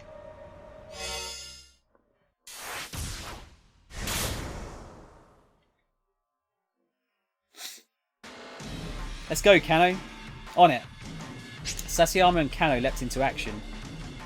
You did it. Jump successful. In 428, you will often need to jump to get past another character's keep out. Jump from red keywords to clear a keep out.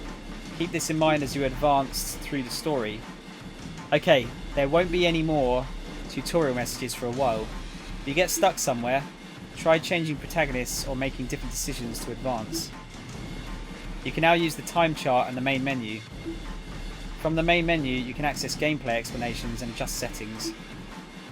Press triangle to open the time chart and press the options button to open the main menu.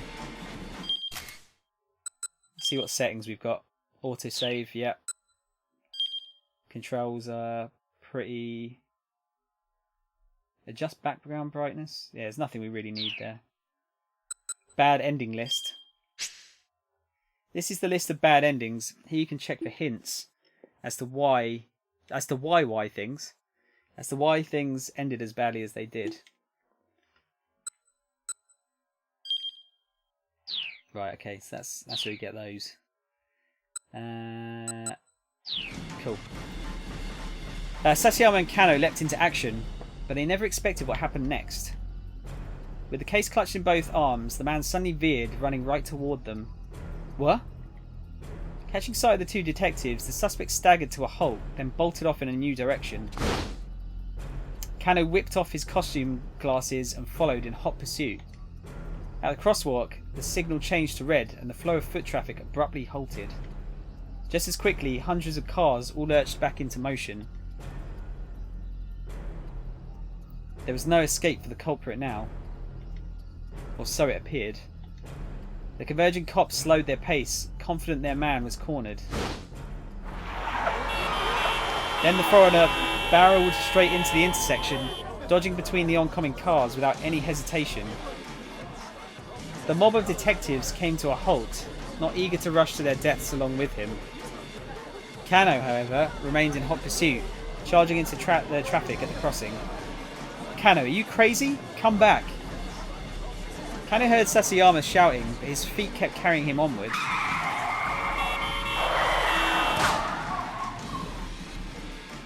With shouts and sirens echoing all around him, Kano closed in on the foreigner. Just a little closer. Just a little closer and he'd be in tackling range.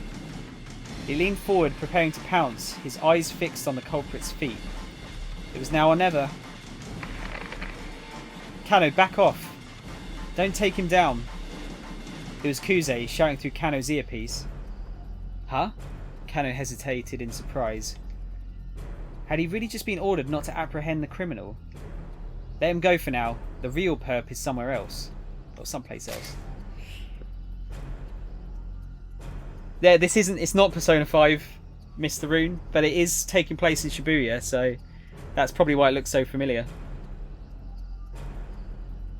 It's not an FMV game because there doesn't seem to be much video involved, but it's a visual novel where you get to make choices and it changes like the path of where the story goes. A lot of reading involved. I think what I'm going to do is I'm going to play 3 hours of this and then 3 hours of something else because my voice is going to give out and I don't think anyone wants to see 6 hours of a visual novel as well. Perp is police jargon for perpetrator. Here Kuze is referring to the fact that the principal offender in the case must be elsewhere. What happened to the plan? He'd been told that all personnel were to secure the area ASAP. Didn't HQ want them to catch the perpetrator? Arrest team, stay on the foreigner's tail. Forensics team, get busy cross-referencing photos. Right, so the arrest team is police team dedicated exclusively to the task of apprehending the criminal. While the kidnapping case is in progress, the roles of the officers involved are carefully designated so that every officer is ready to take immediate action as the situation develops. Typically, tried and true veteran MPD officers are put in charge of teams for breaking into buildings or apprehending the suspect. And then forensics team deployed by the MPD to handle the actual tests and techniques of on-scene investigation, such as collecting and comparing fingerprints and analysing photos of suspects. Even if this foreigner was only an underling hired for this one task, the police had now tipped their hand that they'd been lying in wait. If they didn't lock things down now and get more info on the kidnapper, the girl's life might be at stake. Cannon recalled another maxim from his Dick diary. Dick dictum number 12. Always assume a worst case scenario. If Kuze had told him to let this guy go, that implied he was counting on the team that was now in position. But if the crook had planned a way to break through the police dragnet and escape with the ransom, and he succeeded, what was the right call here? Should he take this guy down or back off after all? Right, so you guys can pick the answer here. So we either go for letting the perp escape now is too big of a risk. He had to catch this guy ASAP, or let the other officers chase after the guy. Kano had his own job to do. Dick dictum, yeah. I think Shadow. I think they're going for like because he's like a detective, and they're often referred to as private dicks, aren't they? Is that a thing? I don't know if that's even a thing. Let me have a look at that while you guys decide what to pick.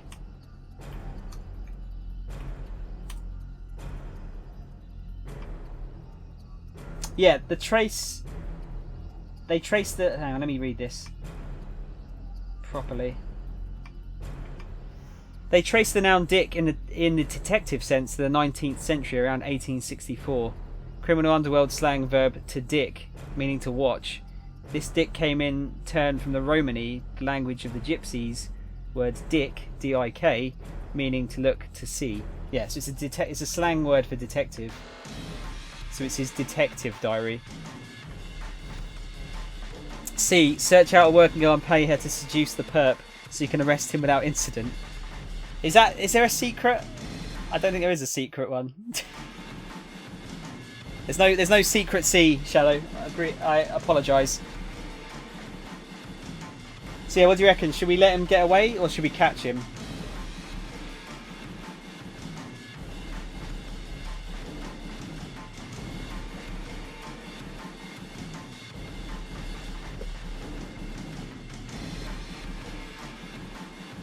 These things never encourage thinking outside the box. I think there probably will be at points, but I suppose with a visual novel there's only so much thinking outside the box you can do. It's not like Dungeons and Dragons, is it?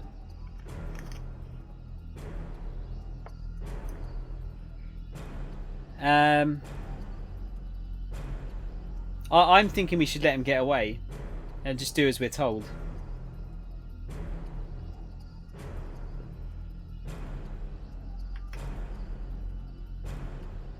Shadow, do you want to pick A or B? I'll go with whatever you go for. I want to try and make this as interactive for chat as possible, considering there's a lot of well, there's not. I'm not interacting much with it because of all the reading.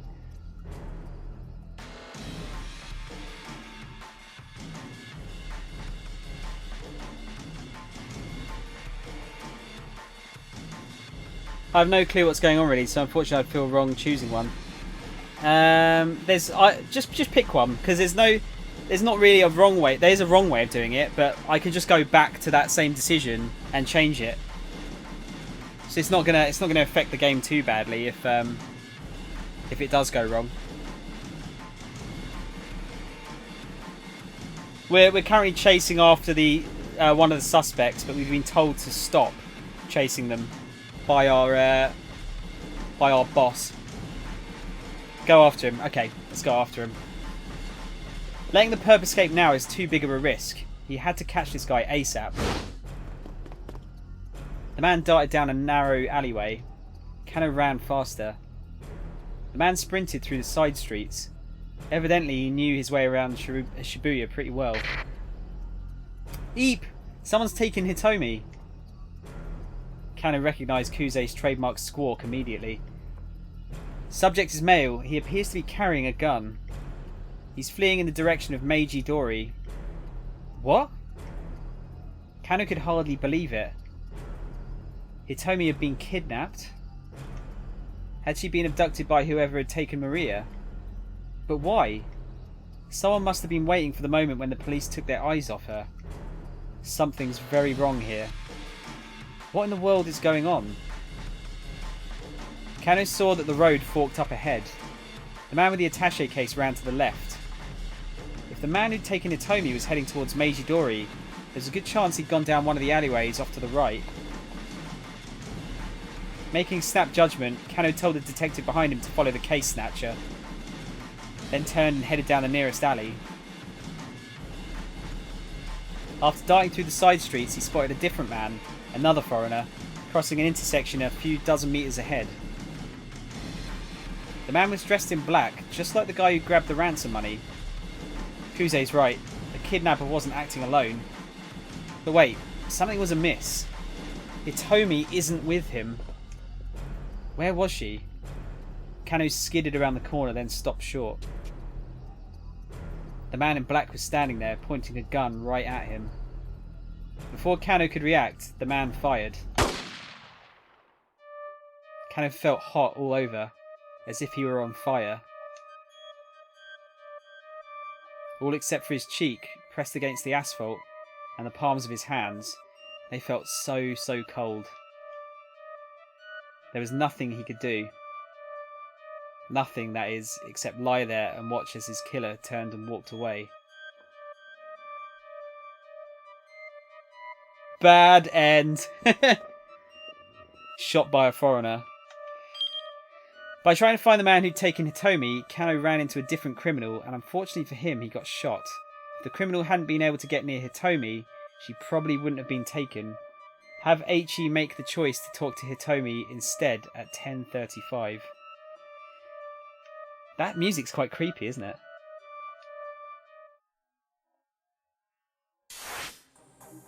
See, yeah, you can see like now, so we've got to go back to, jump back to Eiichi and talk to her.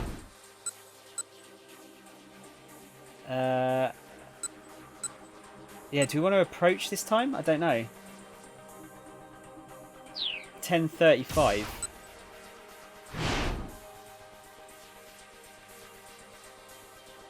We could try doing the other way as well. We could try tailing the, just like following the other guy again. Maybe see what that's what's going on there. What's up, Woo? How's it going, man?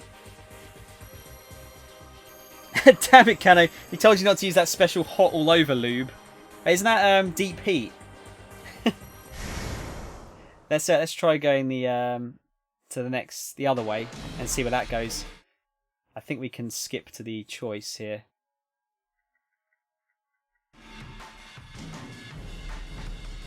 Hang on. What was going on? Yeah, it's here, wasn't it? I think.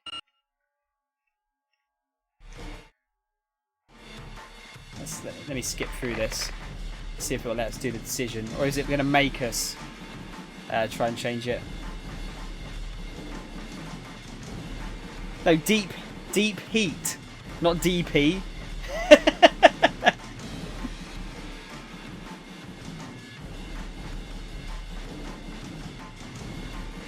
I don't know if it will let me choose here. No, okay, so we can't do that. So we'll go back to the time chart. We've got to go back to Eiichi. And I guess we've got to approach the girl this time. Shadow, it's fine. We can go that way as long as we don't go too in depth with it, I suppose. That is quite funny though. People seem to mishear me a lot. What game are you playing? And I'm good, just at work right now. What genre is this? It's a visual novel, Woo. I actually bought... I didn't buy it, I've rented it. But I've rented this like basically blind. I didn't really know what kind of game it was. And it's pretty interesting so far. So you've got to go back and forth between different characters to change the path of the story. Because you have bad ends like that, where your character just gets killed. Yeah, let's see if we can approach the girl this time.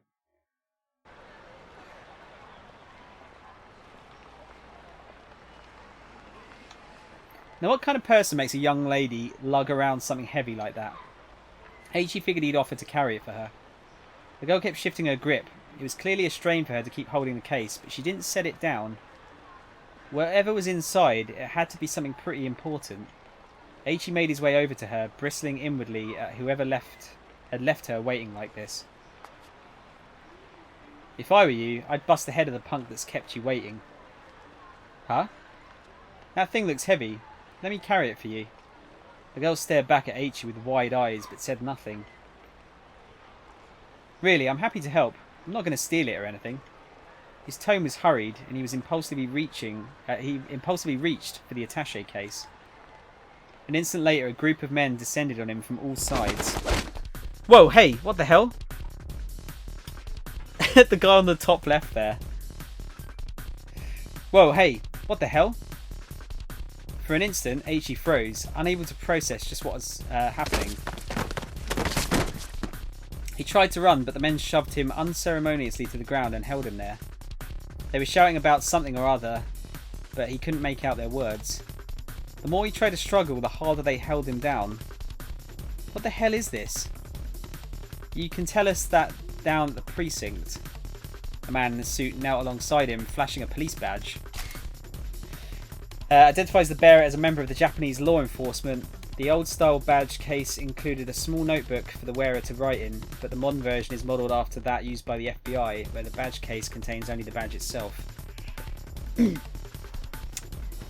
I just played Yakuza 0 last night. I did a side quest with Majima where he goes through a cult. Oh, is that the... oh, shit. Is it the Kurapipi, or whatever it's called? Kurapipi cult? I'm having another cookie, by the way. Those faces are pretty amazing, aren't they? Yeah, it does take place in Japan, Shadow. It's Shibuya.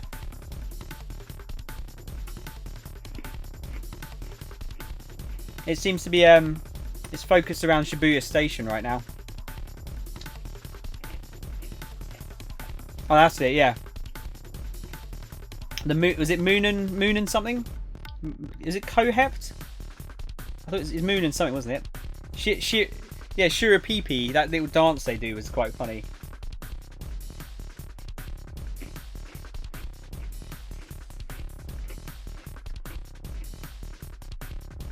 Are you still enjoying it, Woo?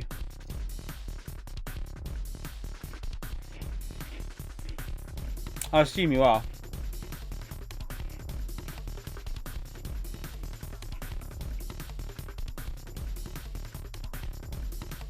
Oh, man, those cookies are so nice.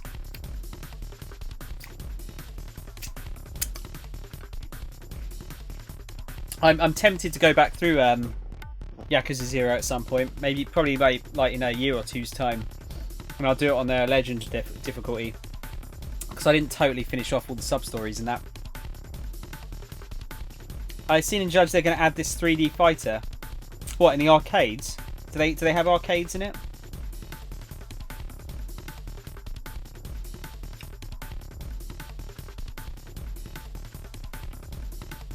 I'm trying to think what other fighting games they haven't put in yet. They haven't put in they've only been putting in Virtua Fighter so far. Maybe they could put in Last Bronx or Fighting Vipers or something maybe. Wait, is it Virtua Fighter 4? Yeah, because Virtua Fighter 4's in... Wait, is it Virtua Fighter 4?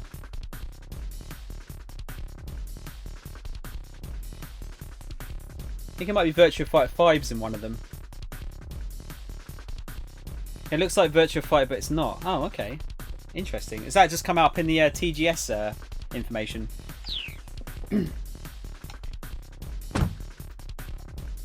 What? You're arresting me? The heck did I even do? Instead of answering, they shoved Aichi into the backseat of a patrol car. He gazed dejectedly out the window. He could still see the girl. She didn't have the case anymore. Now she was talking to a man with a cane. Was he the person she'd been waiting for? So is that our third guy? A moment later, the car turned the corner and the two of them slipped out of view. Aichi slumped back in the seat, sulking and silent.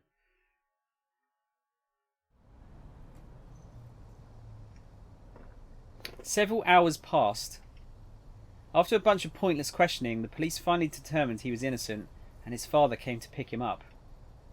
For a long while, Aichi just stared intently out the window of the car. Finally, his father caught his attention. The old man seemed to be in a surprisingly good mood despite having to collect his son from the jailhouse. Aichi, there's something I want to talk to you about.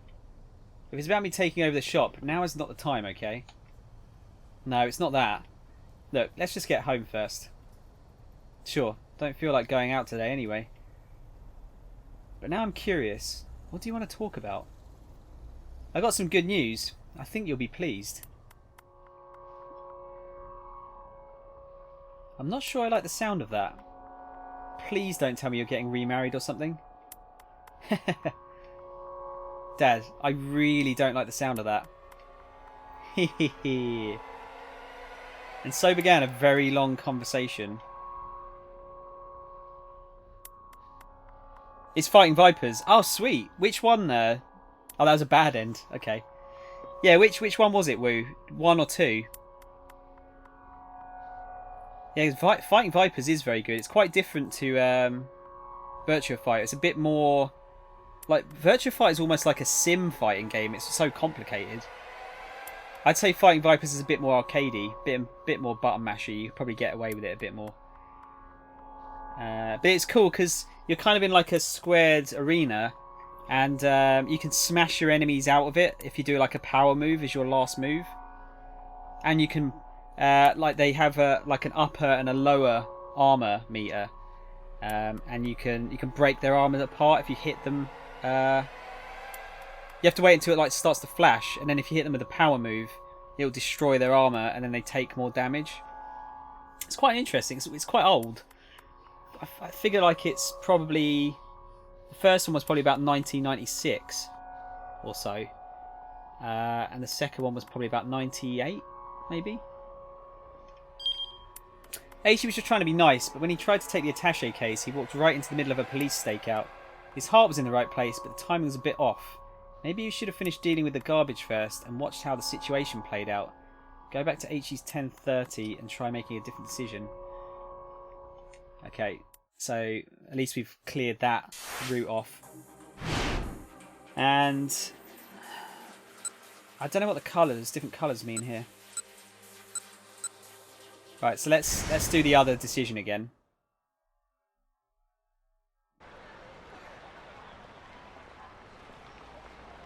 Alright, so go to B again. But first I've got to dump this trash. He looked around to see if there was a garbage bin nearby. Huh? A man had come up beside the girl. He was dressed in black and he wasn't Japanese. It looked like they were having a conversation. The girl nodded tensely at something the man said. Aichi stared. Something tells me that's not her boyfriend.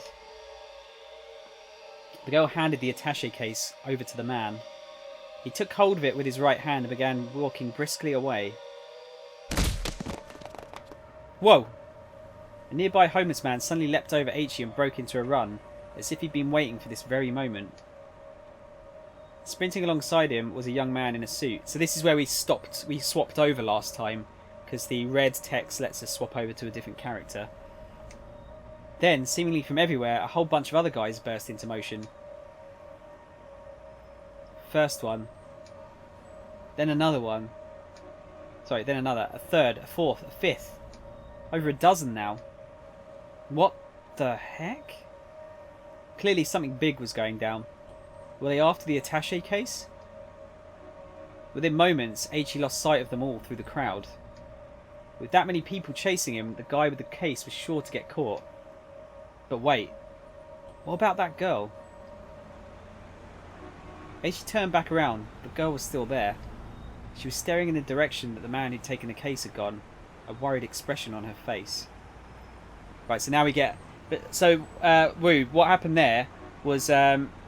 if we talk to the girl, they think we're the suspect and we get arrested.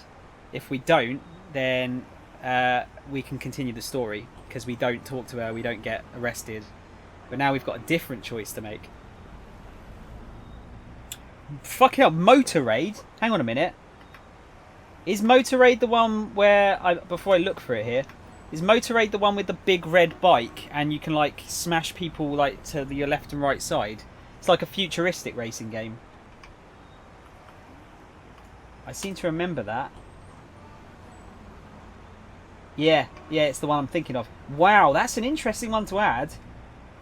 That's never been ported to the to like a home console or anything. Yeah, Motor Raid's like it's a futuristic bike game. It's another old Sega arcade game. But yeah, never released on a home console before.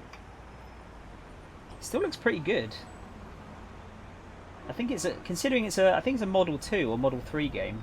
Still looks pretty good. Right, Woo, you can actually... I'm going to let you pick the decision here. Don't worry, don't feel bad if you get the wrong one. That's kind of like the fun of the game. So we've got Aichi couldn't shake the feeling that something was very wrong. Maybe he should talk to her and ask what's going on. Or, another crazy day in Shibuya. They had to be shooting a scene for a film on location. It would probably be a mistake to intrude. Bearing in mind, we've just had... with the other chap, we had our boss say that the girl's just being kidnapped. Talk to her. Yeah, I think that's the right way to go. In terms of, like, progressing the story, anyway. Aichi couldn't shake the feeling that something was very wrong. Maybe he should talk to her and ask what was going on. But just as he was making up his mind, a middle-aged man in a ratty business suit shuffled awkwardly over to her first. Was there something wrong with one of his legs? He was using a cane to walk. Then one of his hands slipped into his jacket pocket. Aichi could scarcely believe his eyes.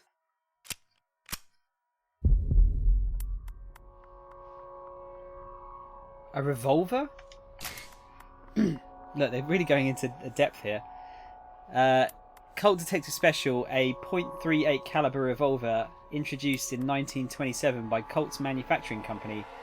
A classic example of a snub-nosed revolver. As the name implies, the weapon is frequently carried by detectives, narcotics officers and the like for self-defense. Why do people call you Tom if your name is Thomas? Shouldn't be Thom instead. Oh god. No. As far as I'm aware, Marcelo, there is no shortened version of Thomas that ends up being Thom.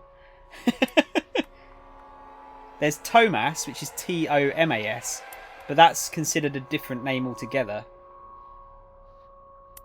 But yeah, my Christian name is Thomas. That's what it says on my birth certificate. But, you know, just shorten it to Tom. Like, does no one... would anyone shorten your... I'm assuming your name is Marcelo. Would they shorten your name to Mark, for example?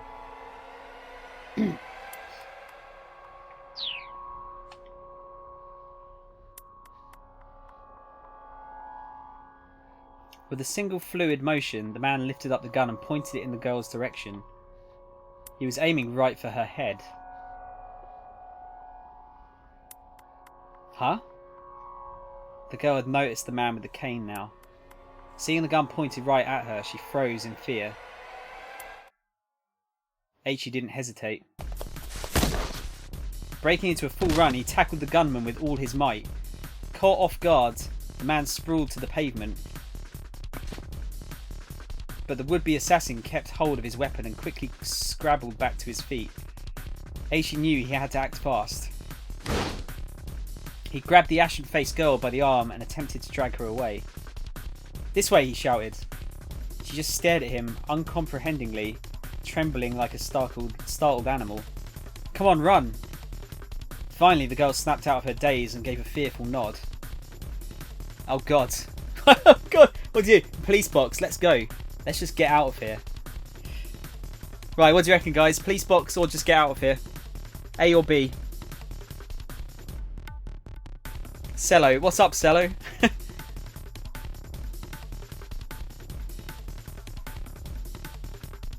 How do you say the AO part? Yeah, it's like cello. Not. Is it like cello? Cello. It is cello. You reckon? Oh God, you'll. It's cello, right? Okay. Who got in there first? Wu got in there just before you did, Marcelo. So we'll go with just get out of here. Let's just get out of here. The would-be assassin was getting back to his feet. Aichi grabbed the girl by the hand. "Run!" Without so much as a backward glance, he led her beneath the railway overpass for the Yamanote line. They needed to get as far away as possible, fast. Their best bet was to head towards the east side of the station. It was less crowded there, it would be easier to run. "Don't worry, you can trust me." Dragging the hesitant girl behind him, he took off through the crowd. Suddenly, it dawned on him that he still held the trash bag in his other hand. You know, this thing's going to be a real pain in my ass.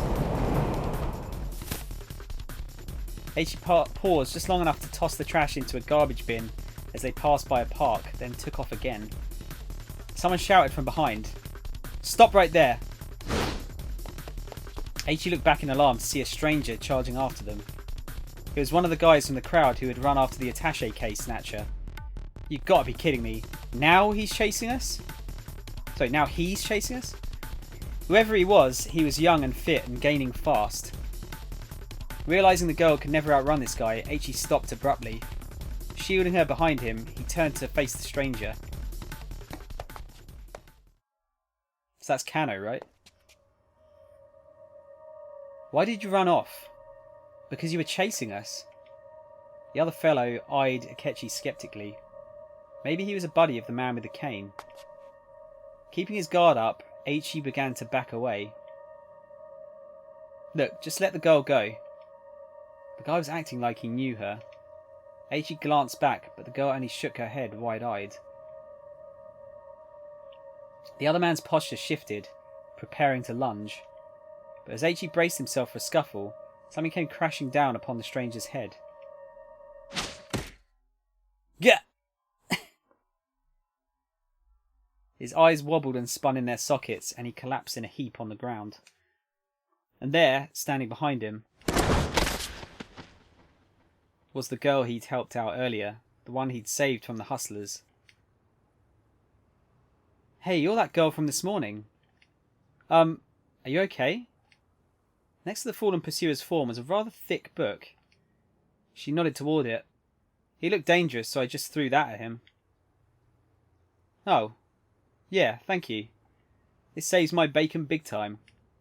It's the least I could do after the way you helped me earlier." "Sure thing. You should probably get out of here before that guy comes to. Like you said, he's probably dangerous." "Right." Aichi scooped up the heavy book and handed it to the girl, who promptly left the scene.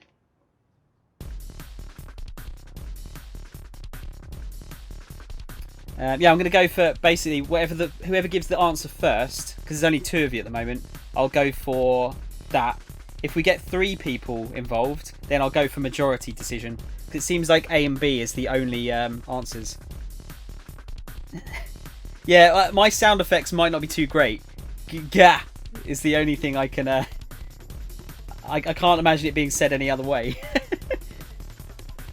Now, we better get out of here. The girl nodded. They started down the street, only to see the man with cane around the corner a few dozen meters ahead. Ugh, this is not good. The assassin had spotted them and he hurried in their direction. This way. Aichi led the girl into a nearby alleyway. But this way's a dead end, the girl said breathlessly. Like I said, just trust me. Stopping abruptly, Akechi kicked down a wooden plank covering a gap between two buildings, clearing a space that a person could fit through. See? We can get away through here. In you go. But the girl just stood there, looking terrified. What's the matter? Aichi asked. Come on, we gotta hurry. But I... She looked at him as if he too was about to pull a gun on her. He could hardly blame her. After all, he was just some random guy who had turned up out of nowhere. But this was no time for dawdling. The man with the cane had appeared at the end of the alley. If they just stood there, he was going to catch them. Okay, sweetheart, hear me out, he said in a rush. The name's Aichi Endo. I live in the neighbourhood and I'm not the kind to stand idly by when a girl is being chased by some killer. So please, just trust me and I'll do my best to keep you safe. He hoped the look in his eyes could convince her he was being on the level. After a painfully long moment, the girl nodded her acceptance. Phew. Right, let's start with this. They had paused beside an enormous stack of beverage crates. With a quick shove, Aichi knocked the whole pile down, sending it cascading across their pursuer's path. Now that was a close call. The man with the cane was floundering, struggling to get past the fallen crates. My bad, man, Aichi called out. Mind cleaning that up for me? The man scowled back at them and fumbled for his gun. Aichi flashed him a wave goodbye, then slipped away between the buildings with the girl.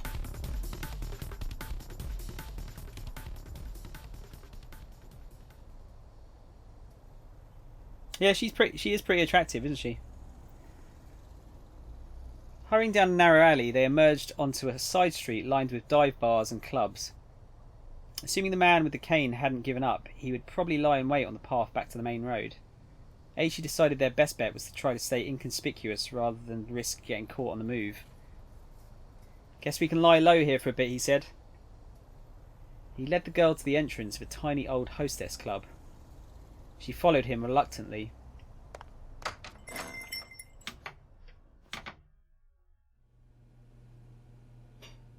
Aichi flicked the switch inside the front door and a chintzy chandelier glowed to life. He sat the girl down on a small sofa beside the counter. She gave him a worried look. Aichi felt a pang of embarrassment as he realised what she must be thinking. Oh no, don't get the wrong idea. I'm not going to try any funny business. Someone I know used to run this place. It's not in business anymore, so I figure we're safe here. The place is just open? The girl chuckled at his evident discomfort. Alright then, she said. So, we good? We're good. Okay, well, good. Aichi made a vague attempt to straighten his dishevelled clothes. So how about some introductions? I'm Aichi Endo. Like I said earlier. You can just call me Aichi. I'm Hitomi Asawa. You can call me Hitomi, I guess. With each new word out of Hitomi's mouth, Aichi felt his heart sing. She was charming, personable, just about everything about her was captivating. Aichi had never met another girl like her. Aichi? What? Is something the matter? You were spacing out there for a bit. Aichi shook his head to dispel his gaze. Damn it, this is no time to get all starry-eyed. He needed to think of some way to keep her safe from the guy who was after her. Look, can you tell me what the heck is going on? Please, I need to know if I'm going to help you. Right, okay. I'm not really sure where to begin. Hitomi looked down, lost in thought. Apparently hers was a long story. Alright, she said at last. I guess I'll just explain things as they happened. Wait, hold up. Could you keep it as simple as you can? I mean, I'm not really the sharpest tool in the shed. Complicated explanations ain't exactly my strong suit. Okay, Hitomi chuckled. I'll try my best. She got comfortable and then started her story.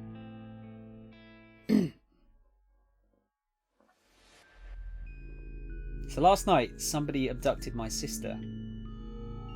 The kidnapper demanded that I make the ransom handoff personally. He told me to stand by the statue of Hachiko in Shibuya at 10 o'clock in the morning to make the exchange. So I did. And this man came by... Wait, what? Well, I'm sorry. Hold up a sec. Am I meant to have been able to read that? So I did, and this man came by and took the attaché case with the money.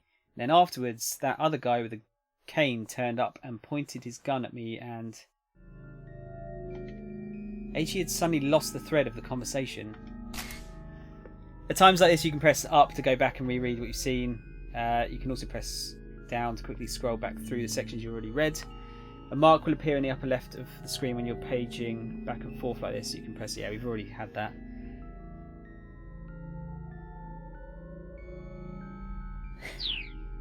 Just checking her out. Can you say that again, but like simpler? Huh? Sure. I'm just having trouble following is all. I mean, is this the plot to some movie or soap opera? No, that's not. Or some kind of hidden camera show. This is real. This really happened. The look in Hitomi's eyes was dead serious. She's got to be telling the truth. What would be the point of lying? And he had seen the attaché case and the gunman himself. How much was the ransom, if you don't mind my asking? Hitomi hesitated. 50 million yen, she said after a moment. Eiichi gave a whistle of amazement.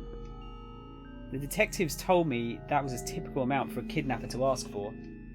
It's plenty, that's for sure. I guess there's good money in that sort of thing. As soon as the words were out, he realised his blunder. Ah, sorry. I shouldn't have put it that way. He fidgeted, fucking hell, awkwardly, and Hitomi looked away. I'm an idiot, but okay. I think I get this kidnapping thing. So I'm guessing those guys who chased the guy who took the ransom were undercover cops. He replayed the scene in his head. But then, the kidnapper took the attaché case and ran, right? So if you were empty-handed, why'd that guy with the cane come after you? I'm honestly not sure. Hitomi's words trailed off. This was clearly difficult for her to talk about. Anyway, we should probably get you to the police as soon as we... No, we can't do that. Hitomi's tone was resolute. I can't take this to the police. Why not? Eiichi waited for an answer, but none came. C, how's it going, C? Congratulations on affiliate, by the way. I saw the news on Twitter earlier. Massive congratulations. I'm going to give you a shout out as well. Let's give you a shout out because I keep forgetting that I can do shout outs. Oh god, I can't fucking type, can I? That would help.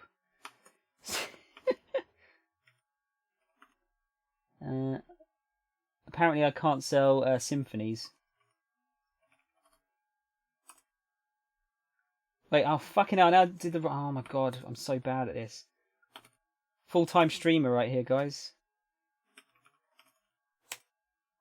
There you go, third time lucky. Oh dear. But yeah, congratulations. I should probably call you symphonies. That's C doesn't sound quite as good, I think. I think symphonies sounds better. Congratulations, symphonies. It's well deserved. I was watching a bit of your Dragon Age stream after I finished mine the other day. And you've got a good you're good at chatting to chat. I get like I get tongue twisted, and you seem to be much better at talking to people than I am. Yes, congratulations again. Welcome to the affiliate club. C sounds like C, like she's got a cool boy band member nickname. I guess, yeah. Or it'd be like me trying to be cool. Like, I don't know. Like, hey, what's up, C? Lots of people call me C, it's easier. Just call me whatever you like. Okay, if you don't mind, I'll call you C. C dog. What up? Doesn't sound right coming out of my mouth, does it? It really doesn't. See, I'll try and explain what's going on here for you. So this is a visual novel game, but we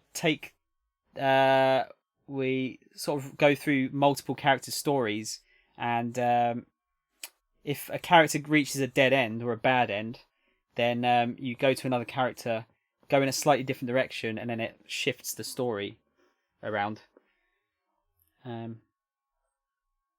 Yeah, it's quite interesting so far. It's a visual novel. If you played a visual novel, you'll know all about it. To be fair, it doesn't sound right coming out of anyone's mouth, Tom. Yeah, it's probably right.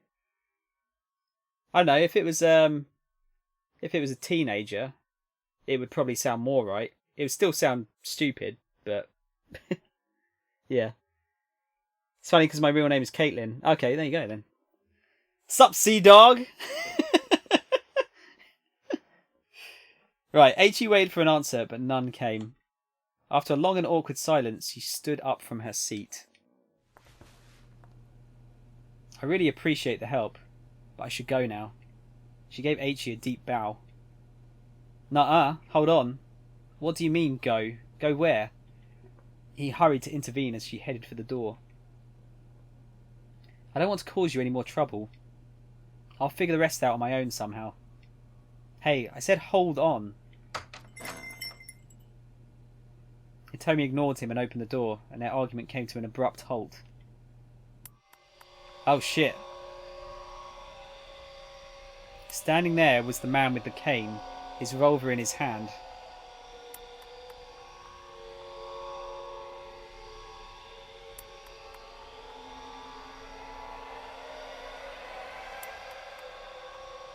To be continued.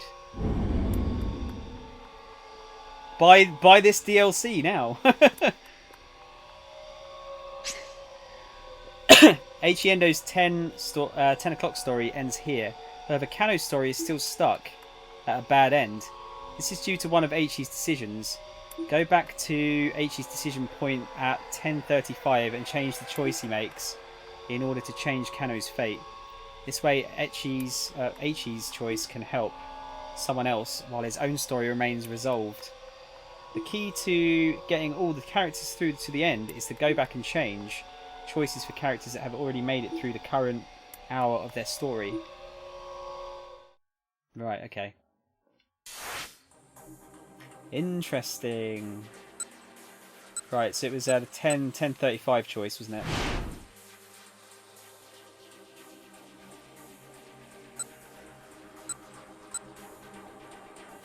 What was that one again? Let me just check this one again. You're so good at streaming visual novels. I don't think I do well with all the reading on stream. It's I'm trying to get to a point where I can like get the tone correct. Because when I was reading in reading the text in Yakuza, it didn't sort of scroll along. I wouldn't let it scroll along fully, and then I'd read a sentence in like the wrong tone. So I'm trying to get better at that. But thank you for saying that. I've not really streamed any visual novels before, apart from Valhalla. So I'll take that compliment. There should be more endings that give you more opportunities for success. There's 50 endings in this game, by the way. As she turned back around, the girl was still there. She was staring in the direction that the man who'd taken the case had gone, a worried expression on her face. I know this is going to go to a bad end, but we'll see where it goes. Another crazy day in Shibuya. They had to be shooting a scene for a film on location. It would probably be a mistake to intrude. Yeah, I bet that's what this is. Some TV show about a kidnapping and the girl has to make the ransom handoff. And there's probably some actor lurking around here playing the suave, handsome detective. Eiichi gave a chuckle and turned away. A soothing breeze blew by as wispy clouds drifted overhead. They picked a nice day for a shoot. Smiling inwardly, he resumed his trash-picking mission, wondering what other surprises the day would hold. A few moments later, he heard a loud bang, and the scramble went into an uproar. Huh? Someone blew a tyre? People were running from all directions to see what had made the sound. Oh, maybe they're shooting an action scene now. Eiichi was a tad bit curious, but he strolled away from the scramble without looking back. Maybe he'd head out to Yotsuya today to stretch his legs a bit. Yotsuya is a neighbourhood of the Shinjuku ward in the southeastern part of Tokyo, located approximately 4 kilometres northeast of Shibuya Station. While the numbers 4 to 8 in Japanese can be pronounced the same as the syllables for the name Shibuya, they can also be pronounced like the syllables for Yotsuya. Additionally, April 28th is both Shibuya Day and Yotsuya Day, along with Seniors Day. Jesus. There was a lot of reading in Persona, yeah. I found I didn't always get the tone right in that one as well, for the same reason as Yakuza though. And only 3 that aren't bad endings. I don't know. I don't know how many are bad endings. I guess we have 1 good ending for each character, and then a bunch of bad ones. It was best not to get distracted. There was trash that needed collecting.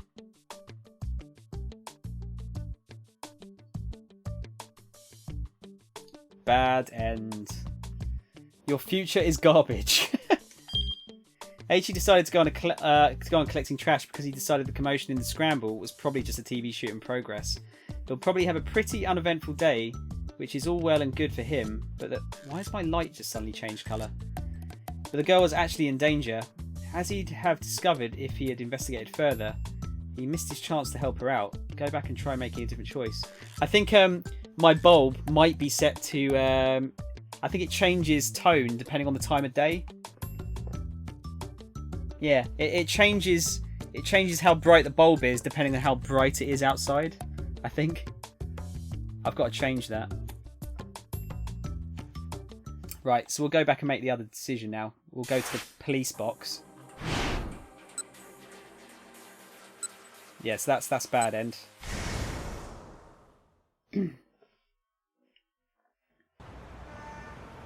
Eiichi turned back around. The girl was still there. She was staring in the direction... Oh, we've already read this. So, let's go and ask her what's going on. I'm going to skip these because I've already read these. I don't want to have to reread the entire thing. Just get back to the decision.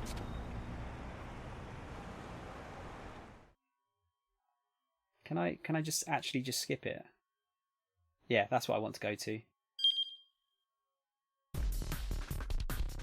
Right, so we'll go to the police box this time. The police box, let's go. Still pulling the girl by the hand, Eiichi headed for the police box outside the train station. But it was empty. There was always policemen staffing these things. Why did it have to be unmanned now? Eiichi flashed a worried glance behind him and saw the assassin in pursuit like a man possessed. Yikes, this is not good. There was nothing they could do but run. With the frightened girl in tow, Eiichi ran beneath the JR Yamanote line railway overpass. A railway loop line that services the Tokyo metropolis. Typically, the morning rush is quite intense, with the stretch from Ueno Station to Okachimachi Station, sometimes crowded as high as 216% capacity, roughly 300 people riding in a space designed for 143 passengers. Unrelated to the Yamanote line subway that operates in the city of Kobe. Don't worry, just trust me, he told her. But first, they sped past a convenience store where an employee was cleaning up the sidewalk. Here, take this, will ya? Eiichi tossed over the bag of trash. Huh? Wait, what? This way. They slipped through the crowd and into a nearby back alley. But this way's a dead end, the girl said breathlessly. Like I said, just trust me. So this time we're not knocking out Kano because we don't meet him on the bridge. Yeah, sorry. I'm trying not to say Akechi. It's Aichi. Stopping abruptly, Aichi kicked down a wooden plank covering a gap between two buildings, clearing a space that a person could fit through. See, we can get away through here. In you go. But the girl just stood there looking terrified. What's the matter? Aichi asked. Come on, we gotta hurry. But I... She looked at him as if he too was about to pull a gun on her. He could hardly blame her. After all, he was just some random guy who had turned up out of nowhere. But this was no time for dawdling. I realise I'm rereading this bit, by the way. But it's just in case the text slightly changes, I want to read it. The man with the cane appeared at the end of the alley. If they just stood there, he was going to catch them. Okay, sweetheart, hear me out, he said in a rush. The name's Aichi Endo. I live in the neighbourhood and I'm not the kind to stand idly by when a girl is being chased by some killer. So please, just trust me and I'll do my best to keep you safe. He hoped the look in his eyes would convince her he was being on the level. After a painfully long moment, the girl nodded her acceptance. Phew. Right, let's start with this. They had paused beside an enormous stack of beverage crates. With a quick shove, Aichi knocked down the whole pile down, sending it cascading across their pursuer's path. Now that was a close call. The man with the cane was floundering, struggling to get past the fallen crates. My bad, man, Aichi called out. Mind cleaning that up for me? I think I might have to skip some of these because, yeah, this is too long. Someone sent me a PSN name. It's Liamart. Is that anywhere here? Guess not. Liamart? No. That's a bit random, woo. Have you been streaming recently? Maybe they got hold of your username. Aichi flashed him a wave goodbye and slipped away between the buildings with the girl. Hopefully this part's going to change. I'm going to skip anything that I've read already. Yeah, we've already read that. Sofa beside a counter. Straighten up. Yep. We've read that. Yep.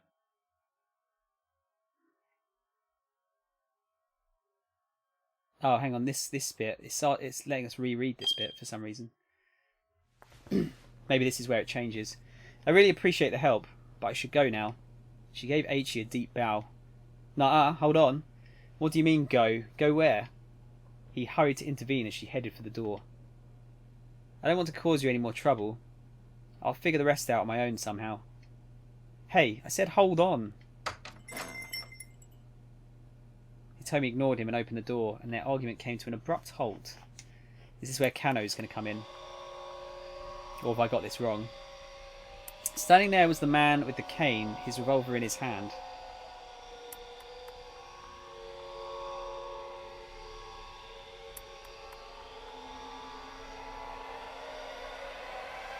Right, we just got to the same bit. Which decision do I need to change then? Or was it Aichi's decision at 10:35? Oh, it's sorry. It's Kano's 10:35 thing. That's what I should have done. So it's this. Is it this one? So to follow or not.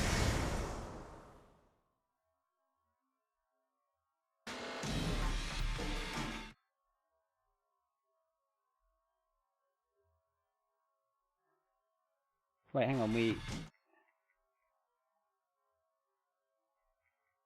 How can we change it? Oh, actually, no. We have changed it now, haven't we? Because the guy with the gun was in the street. I have a bad feeling about this.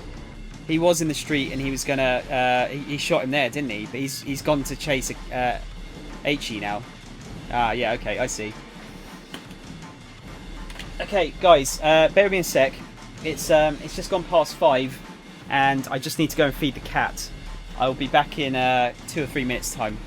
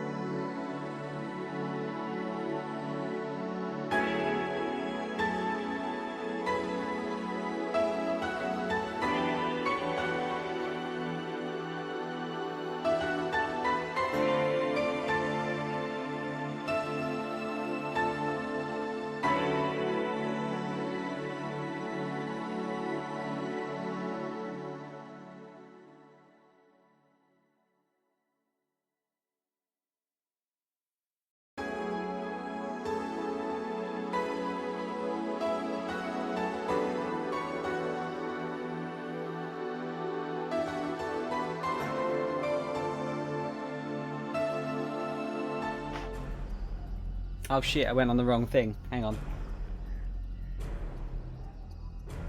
Let me go back to that one. There you go. There doesn't seem to be many subtitles at the bottom, but just in case we run across any, it's probably best to keep the camera at the top. How's it going, Kit? I'll be in other streams, but all my online handles are the same. It's weird that just a random person's added you on PSN. Let me change to my full screen.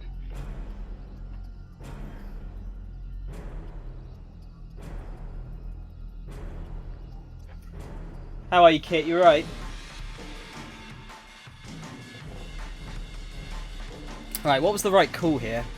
Should he take this guy down or back off after all? Ah, let's try that. Let the other officer chase the guy. Kano had his own job to do. Kusei's instructions have been clear. Let the other officers chase after the guy. Kano had his own job to do. He broke off his pursuit, pointing the next wave of detectives in the direction the foreigner had fled. Kano had almost gotten close enough to get a good look at the guy's face. But if Kusei had ordered him to let the guy go, well, his boss should know what he was doing. The perp was someone else's problem now. Kano headed back to the scramble and took up his post again. Hitomi was still standing at the handoff point, staring worriedly in the direction that the suspect had fled. No doubt she was wondering why, all of a sudden, the police had decided to let the guy go. Kano jogged over to Hitomi, but before he could reassure her...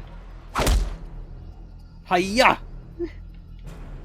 A sudden blow from behind sent him sprawling to the ground. Kano's mind flooded with rage as he scrabbled back to his feet. What the hell?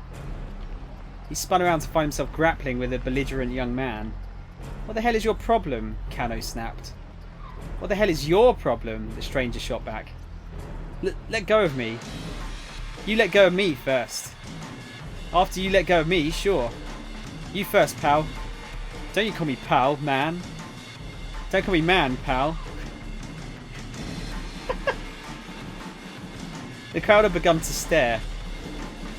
Not good. Here he was causing a scene in public, blowing his cover in the middle of an important case. This was neither the time nor place for some dumb random quarrel. Even as he came to his senses, Kano felt the strength ebb from the stranger's grip. He pushed the man away and quickly turned back towards Hitomi. She was gone. He scanned the area for any sign of her, but she had vanished without a trace. Kusei's mobile command center had also disappeared. What did I miss? The blood drained from Kano's face. The investigation had left him utterly behind. There wasn't even any signal on his radio. They must have switched frequencies while he was caught up in the tussle. Kano turned back to confront the troublemaker. He was gone too. Kano spun on his heel, searching, but the young man was nowhere in sight. The attaché case, Hitomi, the troublemaker, he'd lost all three. Right out of the starting gate, he'd bungled the entire operation. He should have left Teteno to look after Hitomi and gone after the attaché case himself. What the hell was he doing? Kano felt his self-confidence ebbing away like water. Maybe it's time to move back to the sticks. Maybe Tokyo's too fast-paced for a screw-up like me. He had no idea what to do next, and so he just stood there, frozen, already drafting his letter of resignation in his head. Another bad end?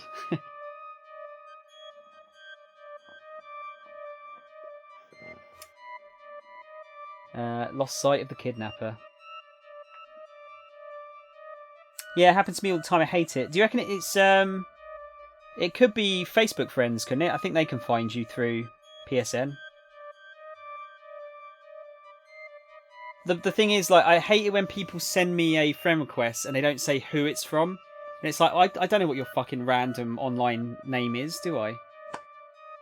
I'm listening to you on my drive to work. Kit, this is the ideal game for you to listen to on the way to work, because there doesn't seem to be any... It's not really anything... You're not missing anything from not watching the screen. So it's quite good for that, I think. My storytelling might not be up to par.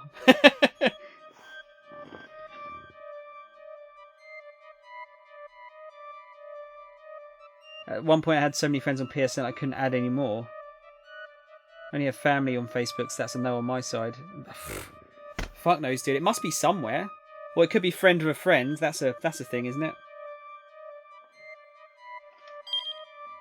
Kano lost sight of Hitomi because of his scuffle with H.E. Endo. If he had chased after the thief who took the attaché case, this probably wouldn't have happened. Go back to Kano's 10:30 timestamp and try making a different choice. Yeah, we knew that. We just wanted to see where it went. Want to try and get all the bad ends. This one. So we need to follow.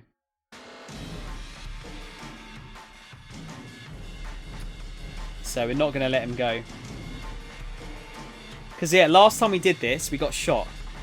But now that the guy with the gun's gone a different direction, we shouldn't get shot. Do voices. I wouldn't be able to remember the voices I was making for each character. I'd need multiple people to be here to do that. Who's this wise guy? Like, you know, I could do voices. I won't be able to keep track of them. I might try it for the next visual novel we do. Right, we've done this before. We can't skip it, so I'll reread this. The man darted down a narrow alleyway. Kano ran faster. The man sprinted through the side streets. Evidently, he knew his way around Shibuya pretty well. The man shot out onto a major thoroughfare, then bolted up a pedestrian bridge. The man shot out onto a major thoroughfare. Oh, sorry, I'm just fucking rereading it. Just where the heck was this guy heading? Halfway across the bridge, the man stopped abruptly. Cautious, Kano stopped as well. Height, roughly 190 centimeters. Age, 30s. Hair, dark brown. Clothing, all black. A moment later, the man flashed a triumphant sneer and he held up the attaché case. Before Kano could even yell stop, it was already too late. The man threw the attaché case down to the roadway below. No! Panicking, Kano peered over the railing. A man on a motorcycle was waiting beneath the bridge. I've been had. Kano bit his lip hard. Damn it! Kano sprinted back down the bridge. Hearing the bike's engine roar to life, he had to make it in time.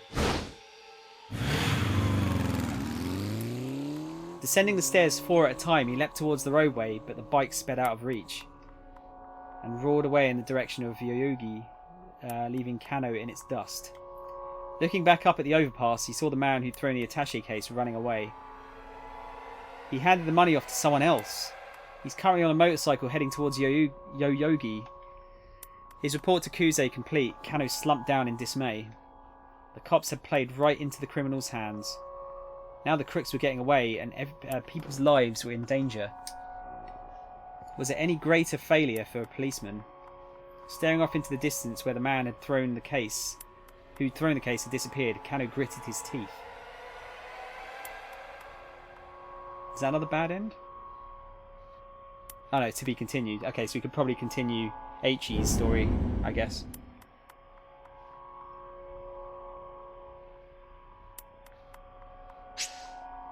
You've finished reading both characters' stories for the hour of 10 o'clock.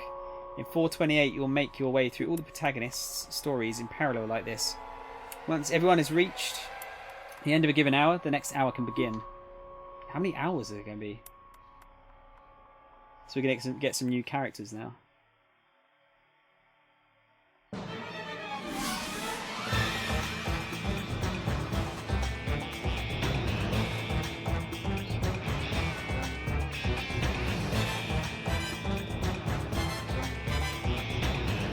This looks like it's going to get a bit more bizarre as we go on.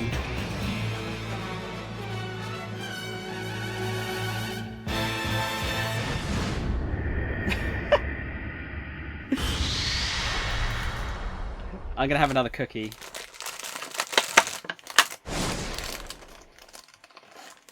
I'm going to reward myself. Welcome to Shibuya. Jesus, we only got 1 trophy from all that.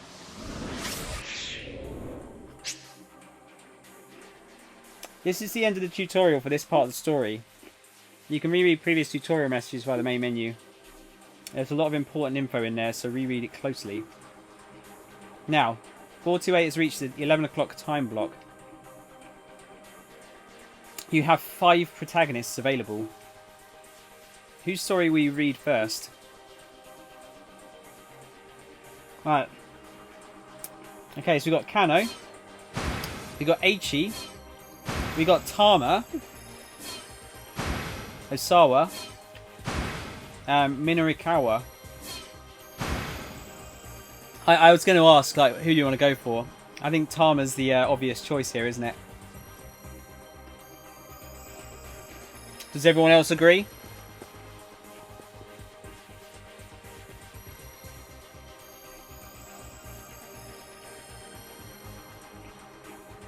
Also, guys, I'm gonna swap the game over at 6:30. And Spidey, if you're here, it's going to be Attack on Titan 2.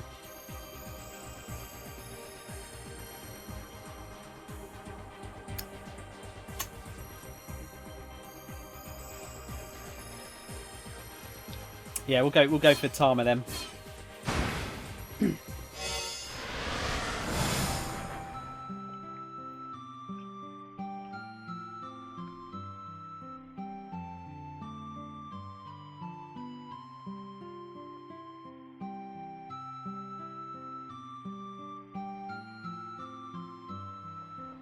It's so hot.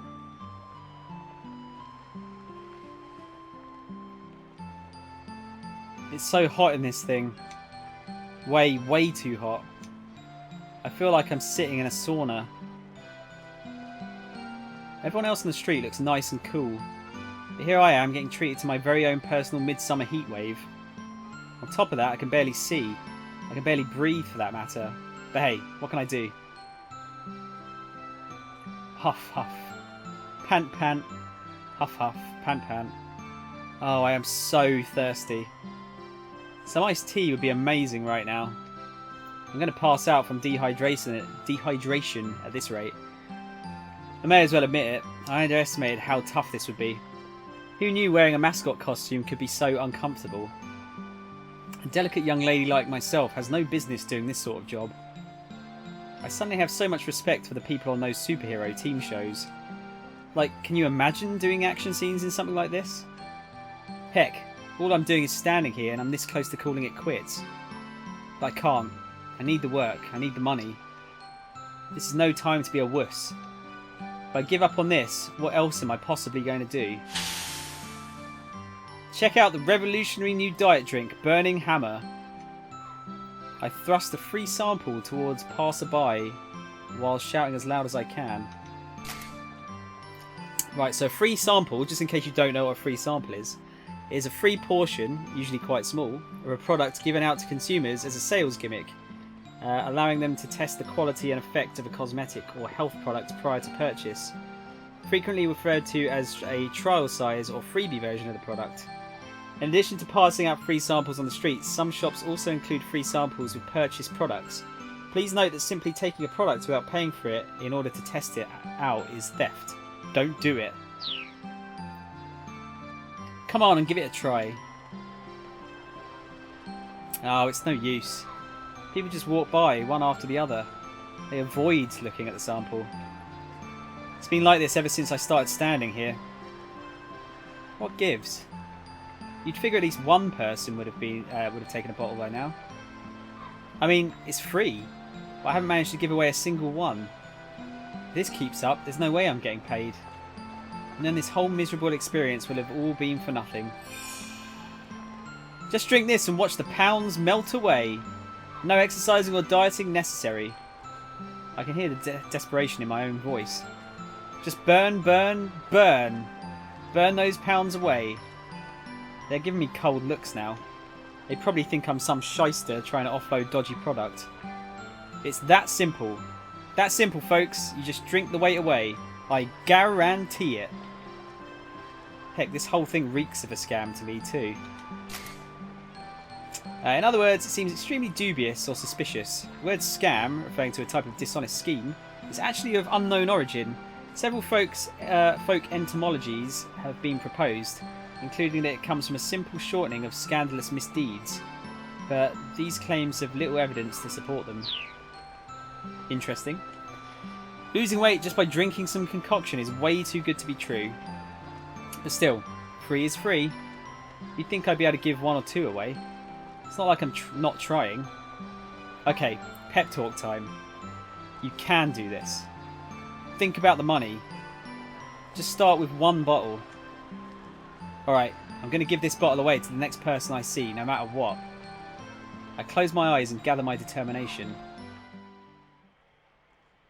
I just need to get started and the momentum will build from there. Alright, eyes open. There are 2 people walking in my direction. Wait, 2? Oh no, which one do I pick? If I keep waffling, they're both going to pass me by. I just need to hand this bottle off. Which one of these guys looks more likely to take it? Clutching the free sample in my furry fist. Which one should we go for, guys? I try to force it off on the businessman to my left, or I try to force it off on the dishevelled fellow to my right. Businessman, or, well, it looks like that's our friend, I forget his name now. Sashiyama or something?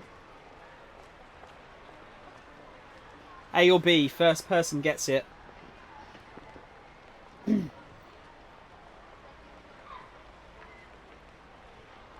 I'll give you guys like 20 seconds to decide.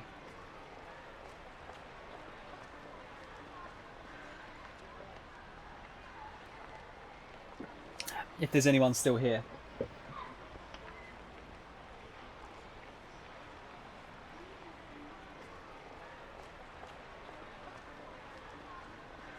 I think I reckon that A is probably going to get us a bad end. B, okay, cool. Clutching the free sample in my furry fist, I try to force it off on the dishevelled fellow to my right. To my surprise, he takes it. Huh? What's this, he asks, lifting an eyebrow as he looks at the bottle. I flap my fuzzy arms and strike a cute pose as I launch into the product pitch. It's Burning Hammer, the #1 new diet drink. Please, give it a try. No thanks, the man says. I'm good. I keep my arms held open wide and pretend I didn't hear that. Look, he says, I'm in a hurry. You should give this to someone else. He tries to hand the sample back to me, but I hold my ground.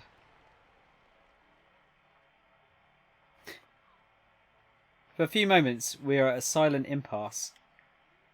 Maybe he's weirded out by my cat alter ego holding its freeze frame pose, but because eventually he looks away, slips the bottle into his pocket and walks off. I did it! I finally got someone to take one. But there are still so many samples left. My brief surge of excitement dies before it can even fully take hold. I wonder how the other mascot is doing about now.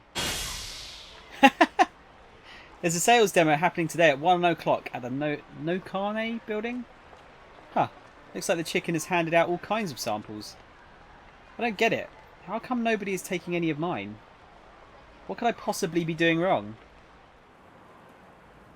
I look at the clock. It's a little after 11. My morning of wandering around hawking diet drinks is just about over. I'll need to get ready to head over to the sales demo. I'd love to take the costume off, but then I'd have to carry it. The samples I haven't given out are almost too heavy as it is. Oh well, I might not have gotten results, but I tried my best. I sure hope they don't withhold my pay or anything. Hey, what gives? You got that many left? The chicken speaks with a female voice. Yeah, I reply sheepishly. Nobody seems to want to take mine.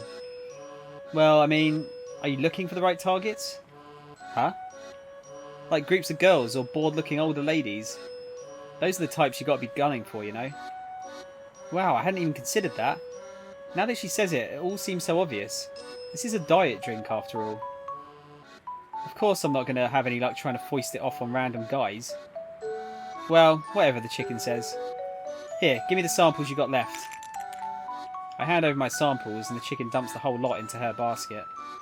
I'll drink whatever's left so they don't find out you didn't pass them out, she says. Huh?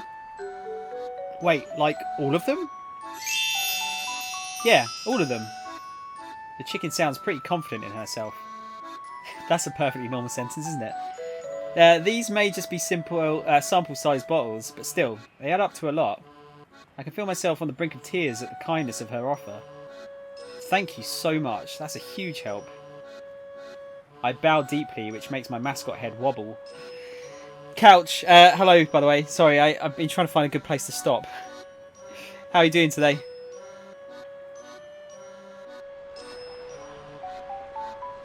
Leaving the station behind, we head down Center Guide towards the Nakane building.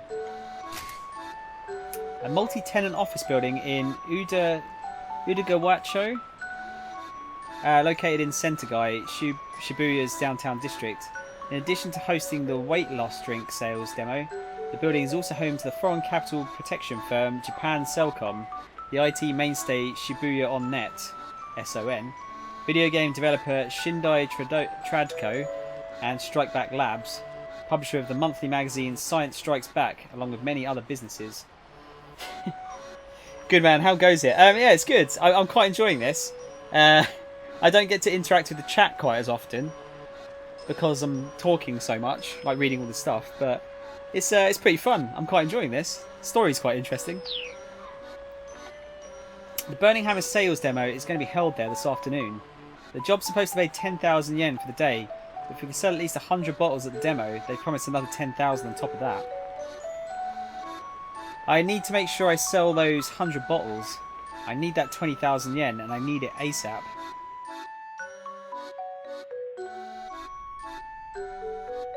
We arrive at the Nakane building, a rundown multi-tenant office complex. We head into the room where the Burning Hammer sales demo is taking place. There are already about 50 seats set out. I wonder how many people the free samples will pull in. A stage has been set up at the far end of the room. That's where I'm going to be standing, sipping Burning Hammer while explaining its effects to the customers. Hurry up and take that thing off. The chicken flaps her wings as she speaks.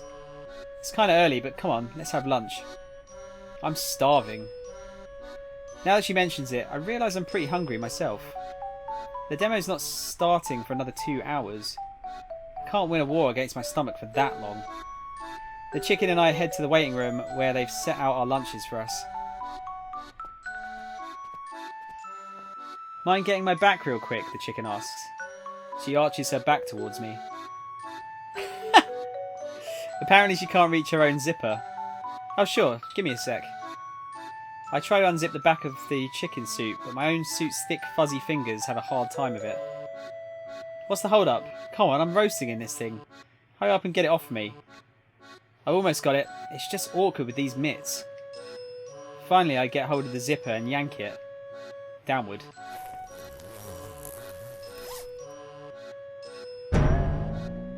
A girl emerges from the chicken as if the chicken itself were an egg. Phew! I'm alive! Her red sweatshirt is drenched in sweat. Almost at once, she's kicking back and cooling off with a hand fan. Sorry, but would you mind getting me too? I ask. Yeah, okay. I turn my back to the girl. I hear metal clacking behind me. At long last, I'm about to be free of this 5-ton fursuit. Huh?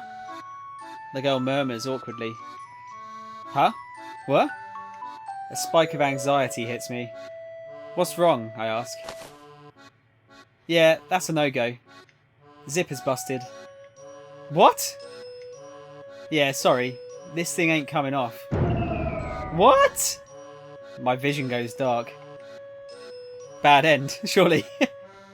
No, no, no! I tug desperately at the costume, but no luck. I'm trapped inside. Oh, what the crap! Oh well, we can talk to the boss about it when he gets back, the girl says. I mean, it's not like we can just cut it off you with scissors or anything. She sounds entirely unconcerned. It's so unfair. I need to get out of this stuffy, sweltering steam bath as soon as possible. All I can do is clench my fist in impotent rage. But anyway, good work out there today, the girl continues. I'm Chiriko Asugi, by the way. You can just call me Chiri. She smiles as she introduces herself. I mean, I am a pretty cheery gal after all. She breaks into a hearty guffaw. Oh sure, I say. It's nice to meet you. Yeah, for sure. So, I guess you're not going to be able to eat lunch in that get-up, huh? Huh? Yeah, that's right. What should I do? Don't sweat it. Just leave it to me. Huh? I'll eat both lunches myself. Chewie doesn't even wait for me to reply before reaching for my lunch. It'd be a shame to let it go to waste, she says. She makes it sound like leftover food is a bigger concern than my hunger. I can feel my appetite stirring all the more as she devours my meal with a satisfied grin on her face. A faint pathetic gurgle rises from my belly. It's just a cheap little pre-packaged box lunch, but right now it looks like a feast. So what's your name? Chiri asks. Her cheeks are still packed with rice. My name? Yeah. Oh, it's As I struggle to think of an answer, my eyes alight on the piece of tamagoyaki clutched between Chiri's chopsticks. The yellow slab of slightly grilled egg wobbles to and fro. I can see the inside from the way it's been sliced. It looks somewhat undercooked. Come on, what's your name? Oh right, Tama. It's Tama. Or is it Tama? Would it be Tama or Tama? Probably Tama. It's Tama. Huh? You mean like the famous cat? Well, ain't that fitting? Chiri chortles and stuffs a piece of tamagoyaki into her mouth, then takes a big swig of iced tea. I am beyond jealous. I wish I could gorge myself on those lunchboxes until I'm full to bursting. Heck, even a cold glass of iced water would be a lifesaver right now. I'm so thirsty, I'm starting to get all dizzy. Maybe I really am getting dehydrated. This isn't good. If I don't do something, I'm going to pass out before the sales demo even starts. And then, I remember something. The zipper down my back might be busted, but I can still take the head off, right? That way I'd at least be able to eat and drink stuff. Alright. I decide to grab the head in both hands and yank it upward with all my might. Rock my head back and forth good and hard. Ask Chiri to assist me. Sorry, would you mind helping me pull my head off? Right, so we've got A, B or C, guys. Looks like we're gonna... I thought it was all gonna be A and B decisions. I guess not. What do you reckon? I'll give you guys 20 seconds again or so. So grab the head in both hands and yank it up with all my might. Rock my head back and forth good and hard. Or ask Chiri to assist me. Which one do you reckon? C? Sure, let's go with that. Couch, you got there first. You get to pick. I decide to ask Chiri. Sorry, would you mind helping me pull my... Ow. I feel a dull throbbing pain in the back of my head. Like I bumped my head somewhere, but I don't remember doing that recently. Chiri flashes me a curious look. What are you doing? She asks. I thought maybe I could at least get the head off. That ain't gonna work. That thing's attached to the body.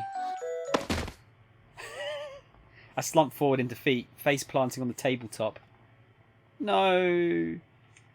Most folks would have noticed that when they put it on, you know. Well, I didn't. The boss helped me get into it, is the thing. Well, don't let it get you down, Chiri says. Here, drink some of this. She pulls a bottle with a straw from her bag and pours some of the tea into it. In a fever of thirst, I jam the plastic straw through the mascot costume's mouth. Thankfully, it reaches as far as my own. I suck for all I'm worth. There's a sound clip for you. I suck and I suck and I suck. There's another one. My body rejoices as the moisture returns to it, like rain coming to the desert. And thus, I revive. Actually, it kind of does feel like I'm coming back to life. Oh, thank you so much. I'm never going to forget this as long as I live. With tears welling up in my eyes, I clutch Chiri's hand in my fuzzy mitts. Oh, hey, I'm not the kind of person to abandon someone in need, you know, she replies. An embarrassed grin crosses her face. How come you're carrying this bottle around with you anyway, I ask. Oh, that's because I make my own protein juice. In Japan, the word protein is frequently used to refer to a powdered health food supplement that contains vitamins and minerals, as well as a protein component. It is dissolved in milk or another liquid to create a drink. A protein diet typically involves drinking a glass of this in place of a meal. Drinking it in place of tea would assuredly lead to weight gain. This will be fun when you need to pee. God, can you imagine? At that point, you just like, no, fuck this, I'm just ripping a hole in the suit. Protein juice? Never heard of it. I heard that if you have protein juice for one of your 3 meals a day, you'll lose weight. So yeah, I kind of need to keep it. Given Chiri's sort of, well, chubby frame, I don't think the protein's been working so great for her. I've been trying all sorts of stuff, but right now protein is totally the best thing for my diet. This stuff, though. Chiri casts her eyes at the sample of burning hammer on the table. It's like, totally bogus. Huh? Bogus? That's a surprise. Well, yeah, Chiri says. You've got to exercise if you want to burn body fat. The best way to burn fat is to engage in steady, low-intensity aerobic exercise. After roughly 20 minutes of such exercise, the body burns through its available blood sugar, and the brain sends signals to have fat brought into the bloodstream. This is how fat is burned. Anaerobic exercise, which leaves you panting and breathless, is not effective. There you go, guys. Just in case you want to know. She smacks herself on one flabby arm. I mean, there's no way you're going to lose weight by taking in more calories. Huh, didn't she just say she was drinking protein juice to lose weight? I keep that thought to myself. I mean, that'd be as ridiculous as all-you-can-eat Kobe beef, she adds. She shakes her head seriously. I'm not sure about using all-you-can-eat anything as an example in a discussion about weight loss. But again, I keep the thought to myself. But hey, a job's a job, Chiri says after a moment, perking up again. They tell me to sell this junk, I'll sell it. A sudden wailing comes from the other side of the door. Please, just give me time. I swear I'll get it back to you. What the heck? Chiri says. Is that the boss? I nod. That's definitely Mr. Yanagashita's voice. He's the guy who hired me. Sidling up alongside Chiri, I very quietly open the door and take a peek inside. Mr. Yanagashita is down on his hands and knees begging, while 2 uncouth-looking men glower at him. Is it glower? Or glower? Glower, I would say. Just a little more time. That's all I ask, he pleads. Once I sell this stuff, I can pay you back. I see a tiny bottle of burning hammer in his hand. Just a little more, mimics the middle-aged fellow. I just got to sell this. We've heard enough of that out of you. Yeah, the younger guy sneers. We ain't giving you any more time, so quit asking. Are these guys Yakuza, do you think? But I really just need a little longer this time. Please, you've got to believe me. It's so inconspicuous. From the look of things, Mr. Yanagashita is dealing with some loan sharks. Though it seems obvious that this term refers to toothy predators of the deep, the word shark in this case actually has its origins in an older Germanic word meaning parasite or someone who preys on others. The same word gave rise to the terms pool shark and card shark. In the case of loan sharks, though, the initial mental image seems quite appropriate. From the looks of things, Mr. Yanagashita is dealing with some loan sharks, and the 2 thugs are clearly in no mood for his continued grovelling. Chiri and I exchange a glance. It's probably best if we don't go out there right now. But now I'm really worried. Am I actually going to get paid for this gig? As I'm pondering that, one of the men grabs Yanagashita by the nape of the neck and drags him to his feet. Come with us, pal. We'll take you someplace you can, work off your debts. Say what? Mr. Yanagashita wails. The 2 men drag him away. Huh. Guess he's gone then, Chewie says. She's already starting to pack up her things. Wait, what are you doing, I ask. Going home. Not much point sticking around. Going home? I mean, the demo sure ain't happening now. Anyhow, it was nice working with you. See ya. Moments later, Chewie is out the door. Now what do I do? I've been left here all by myself. More or less at a total loss. That's a bad end, right? Yeah, okay. What game is this? It's very, very Japanese, Kit. Very Japanese. Our poor feline friend isn't going to get paid now that those debt collectors showed up and dragged her boss away. If a certain someone hadn't told the thugs how to get to the Nakane building, they probably wouldn't have caught Yanagashita. The right decision happens at 11:15, but who has to make it? Right, so we need to go. We need to choose a different character now.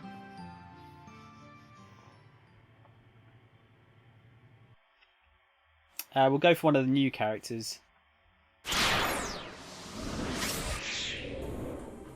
So, should we go for Asawa or Minorikawa?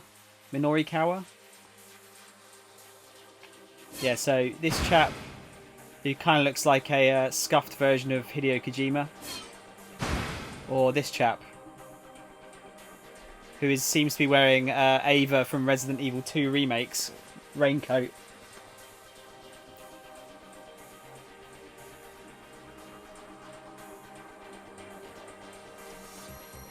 We'll do the Aichi and Kano stuff afterwards.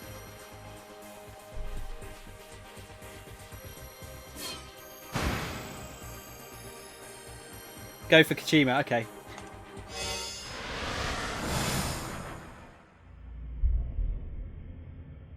Wealth, status, honour. None of these mean anything to me. All I want is a peaceful life. To put worry behind me. To stay calm and serene. To be free of worldly concerns. Free at any cost. We're getting copyrighted. This is blatantly a copyrighted song. A cheery rhythm pumped from the CD player set up against the sturdy wall. It was the latest hit from Aya Kamiki, the songwriter sensation who was blowing up the pop charts. Kenji Osawa reached for the stereo remote on his desktop. He ratcheted the volume up a little louder.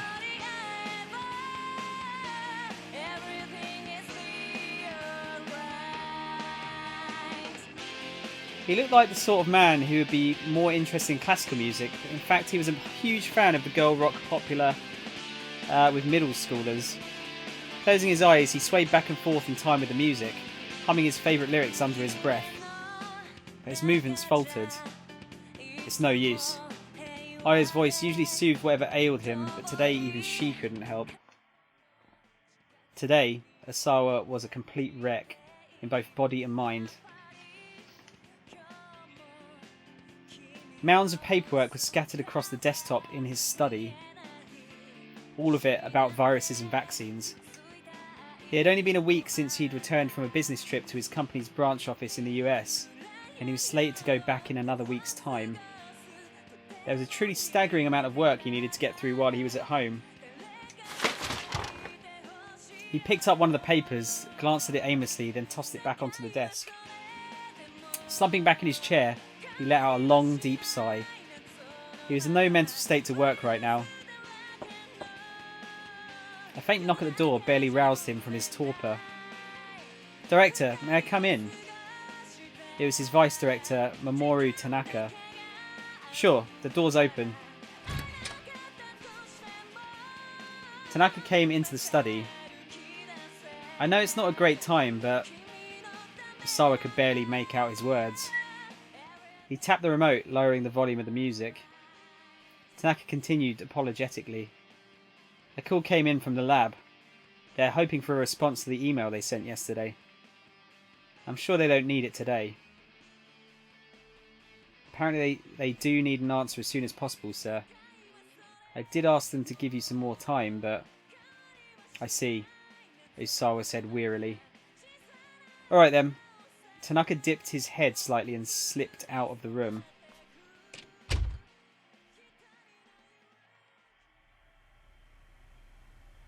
Osawa contemplated his colleague. Tanaka was a man he could truly depend on.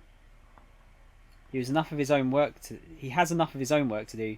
He didn't need to come here again today, but he did. They'd been working in close concert ever since Osawa had gotten back to Japan. Without Tanaka's support, there was no way he would be in a mindset to do any work at all right now. Sidling up to his computer, Osawa opened his email program and started answering the work-related messages. He reported on his business travel expenses, offered his opinions on capital investments, requested confirmation on current medicinal stockpiles. He worked with bleak detachment. None of this meant anything to him right now. Then a new email appeared in his inbox. The sender was identified simply as A. Subject line read, 1 year ago, South Africa. The message body was blank, but there appeared to be multiple images attached. Ordinarily, Osawa would have deleted a message like this immediately, assuming that it contained some kind of virus. But the words South Africa drew his attention. Could this possibly be related to... He couldn't help but to wonder. For a long moment he hovered the cursor over one of the image files. At last, as if spurred on by the upbeat rhythm in his ears, he double-clicked the mouse.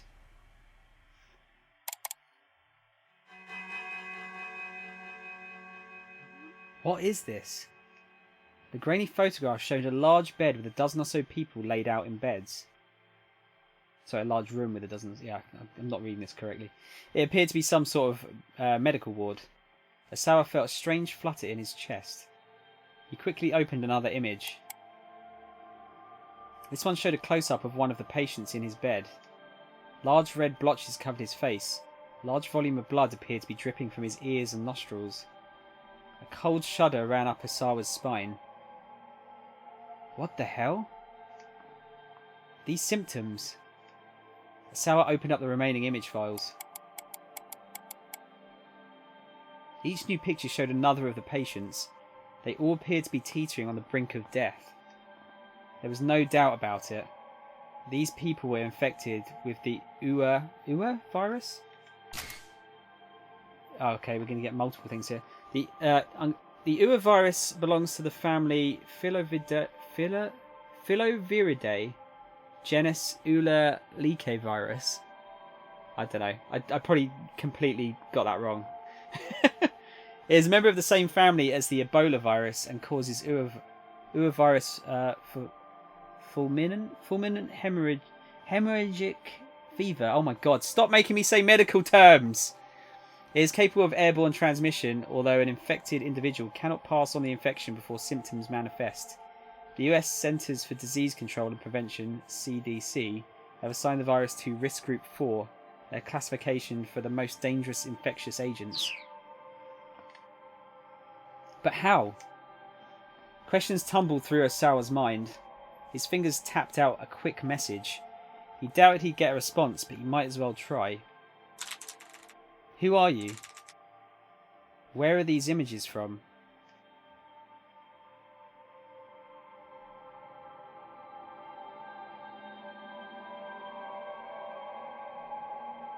The Ua virus got its name from a Swahili word for flower. This sounds like the plot to Resident Evil 5. Shut up, Tron. How's it going, man? The virus is roughly 90 nanometers to 100 nanometers in diameter, and 500. I'm assuming that's nanometers, by the way, and 500 nanometers to 700 nanometers long. Because of its pronounced sickle-like shape, it is sometimes known as the sickle of death. It possesses a viral envelope, the surface of which is coated with spike-shaped protein protuberances? Oh, it is 1 nanometer, sorry. 1 nanometer equals 1 billionth of a meter. Supposedly, this was based on the fact that the propagated form of this virus resembled the petals of a flower. Despite the flowery name, however, the disease was anything but pretty. Ua didn't just mean flower, it also meant to kill. And as the name suggested, the virus had a mortality rate of 100% in those it managed to infect. Because most details regarding the Ua virus have been suppressed, cases of Ua infection are largely unknown to the world at large. Because all patients known to be infected with the virus on official record have died within a short time frame, the mortality rate is given as 100%. As the incidence of known cases grows, the number may drop below 100%, but the mortality rate will likely remain extraordinarily high. Okay, heading into work. Enjoy the stream. Thank you. Enjoy the stream, that is. Thanks, Kit. I'm going to stop in about half an hour's time, so if you do want to watch more of it, you won't miss much. But thanks for stopping in. Hope work goes alright. Congratulations on not crashing the car. Moreover, there was a very short incubation period between infection, the onset of symptoms, and death. Inhaled viral particles can spread from the lungs to the lymph nodes, and from there disperse throughout the body. The virus propagates in several places, including liver cells and macrophages, a component of the immune system, and destroys the endothelial cells within blood vessels. Upon reaching the brain, it forms a neural sludge of blood mixed with other bodily fluids. Wow, this sounds like a really nice disease, doesn't it? Speech to text, so I don't know what it said for me, but there you go. It worked really well, actually, Kit. It worked very well for you. Like, it actually worked perfectly. Within roughly 12 hours, bleeding would set in throughout the body, everywhere but the bones and muscles, with lethal results. Due to its incredibly high mortality rate, the disease's very existence had been kept hidden from public knowledge. Osawa's computer chimed to signify the arrival of a new email. The sender was A. He hurried to open the message. Once again, the subject line read, 1 year ago, South Africa. Your crimes. Osawa stared at those two words. My crimes? That left him only with further questions. He looked again at the images from the previous email. What makes any of this my crimes? He could see that the patient's bleeding was severe. He estimated that several hours had passed since the onset of the disease. It wouldn't be long before their lives were cut short. To feel that agony, that suffering, and then to perish. Am I to blame for that?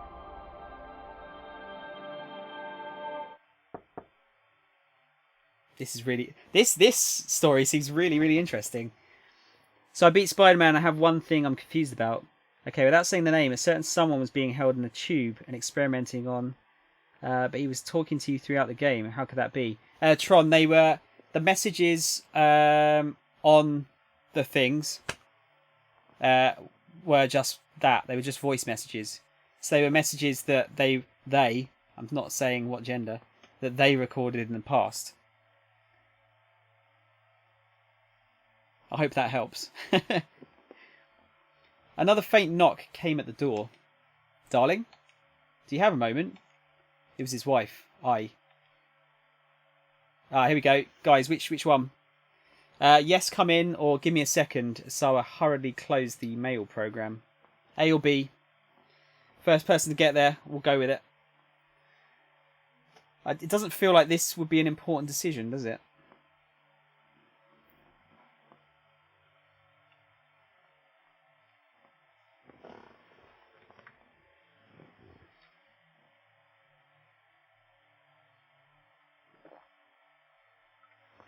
Ah dear, shouldn't ever have dead air, should we? I'll give you a couple more seconds and then I'll pick. Yeah, no, they weren't live messages. No, they were just messages left at each place.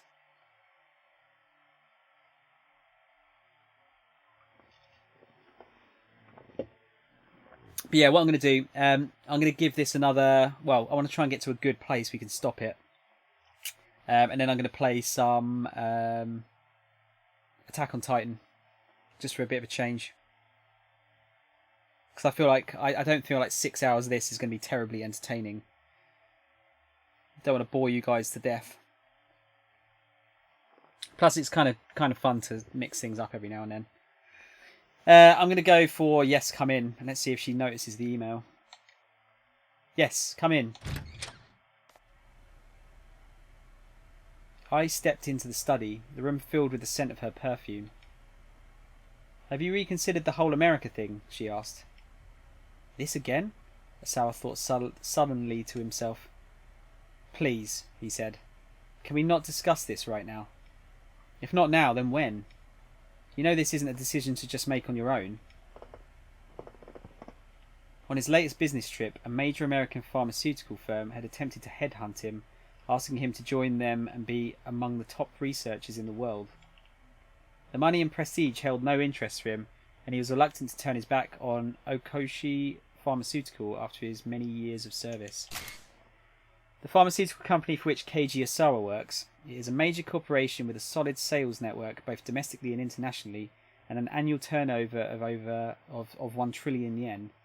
It holds patents for several medications that are in demand worldwide, and is influential at the Ministry of Health, Labour and Welfare and other political institutions. The company employs roughly 7,000 people, including 600 researchers. Nonetheless, he was intrigued by the offer. It would mean the chance to conduct his virus research in a much better funded environment. Taking the job would necessitate relocating to the US, however. When he'd mentioned the possibility of emigrating to Ai, she'd shot the idea down on the spot. Her opposition was understandable. Ai's father, Suguru Makino, was a member of Okoshi Pharmaceuticals' board of directors. No way was he going to let Osawa jump ship to another company. Darling, please. I drew in closer to him. Think about it from my perspective. If you leave for America, what am I supposed to tell my father? He'd gotten so used to it, that grating whine of hers. Have you considered what might happen to Okoshi if you leave, dear? We can discuss that once all this is finished.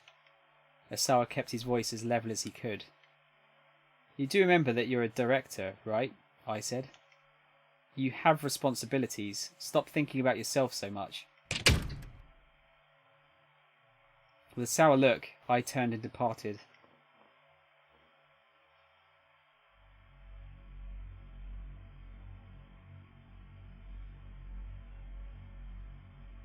Well, he had known that moving to America would never be a simple matter, regardless of what his wife thought about it. There was another reason, however. The antiviral agent that he had developed at Okoshi. A therapeutic drug used to treat viral infections. Examples include the drugs used against influenza and HIV. These treatments do not eliminate the infection, rather they simply inhibit the development of the disease. There are still many issues with such drugs, including the risk that the treated viruses possess or develop a resistance that makes the treatment ineffective. Academic institutions and pharmaceutical companies worldwide devote tremendous resources to further advancing the field of antiviral medicine. After the Ua virus was discovered, infectious disease research facilities worldwide had thrown themselves into a top-secret effort to develop a vaccine. Vaccines function by safely introducing a harmless or attenuated version of a virus or other pathogen into the human body. This triggers the body to produce antibodies against the pathogen, making it difficult for the dangerous version to take hold. But Makino had ordered Osawa to work on creating an antiviral agent, not a vaccine. A vaccine immunised the subject in order to prevent the infection in the first place. Conversely, an antiviral agent could be used to treat patients already infected. It was a so-called wonder drug for combating the virus itself. Creating such a drug was far easier said than done. Developing the antiviral had been a long, arduous road. Attenuated equals old. Okay. Yeah, I'm getting a lot of words here that I don't know the meanings of. Thank you, Solid. Only after years of research had Osawa's team succeeded in identifying a substance that might qualify as an antiviral agent for Ua. In theory, if it was administered during the virus's initial stages, 100% recovery could be attained. Data also suggested an 80% survival rate for patients treated shortly after the onset of symptoms. But there was a fatal flaw with the new antiviral agent. The side effects on the body were unusually potent. If it was administered in amounts beyond a certain threshold, it was linked to life-threatening complications. Spidey, before you go, I'm planning to play Attack on Titan in about half an hour, just if you do want to watch it. For a time, the research was at an impasse. It seemed that the drug had to be administered in high volume to combat the explosive propagation of the Ua virus. But then, Asawa had received some fortuitous news. Okoshi Pharmaceuticals' nanotechnology branch had engineered a cutting-edge device known as the DDS. Alright, so nanotechnology is technology created and or operated on an extremely small scale, often measured in nanometers. There are 1 billion nanometers in a meter. Some nanotech devices are literally regulated on the atomic level. The possibilities are ever expanding in practical fields such as medicine and materials science. The United States is among the world leaders in the push for research and development. And DDS, acronym for Drug Delivery System. Such a system administers ultramicroscopic drug capsules to a targeted area of the body. Interesting. That technology always interests me. I'm not lying. I'm definitely not lying. Because I don't want to do too much of this because it's a visual novel. Same as with Valhalla. I don't think it plays well in 6-hour spurts. I think a 3-hour one's a lot better. Asawa had jumped on it immediately. By administering his antiviral agent with the nanotech DDS, he was able to use smaller amounts of the drug to quash the Ua virus with precision. Because the DDS can be used to deliver a drug with pinpoint precision and only where it is needed, it can greatly reduce the side effects of even very potent drugs. The DDS developed by Okoshi Pharmaceutical utilizes advanced high-tech polymers, which ensure that the capsule containing the drug are fully broken down and eliminated from the body roughly 1 week after administration. We're getting animations.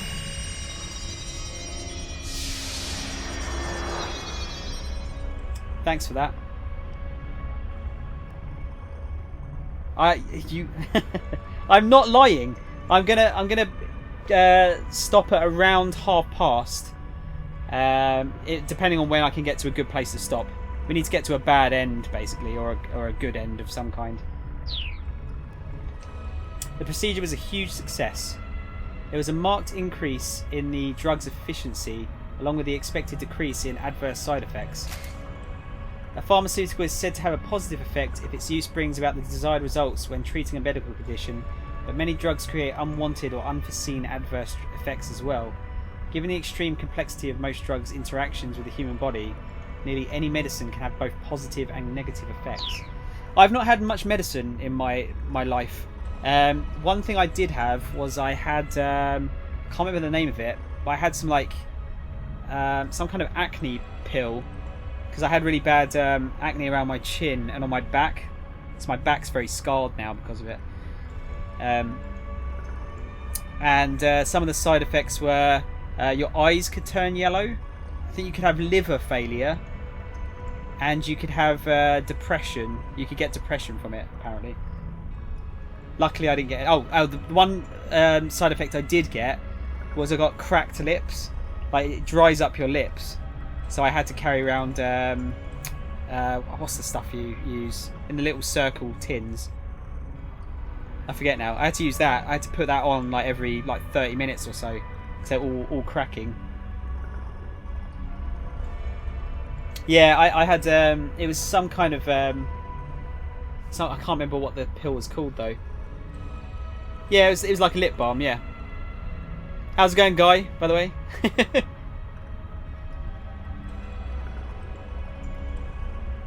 Yeah, lip balm. I mean, chapstick's not quite as... Lip balm's the stuff that's really kind of greasy. It was kind of gross using it because I had to put it on so often. It just kind of felt gross, but it really helped. It really did.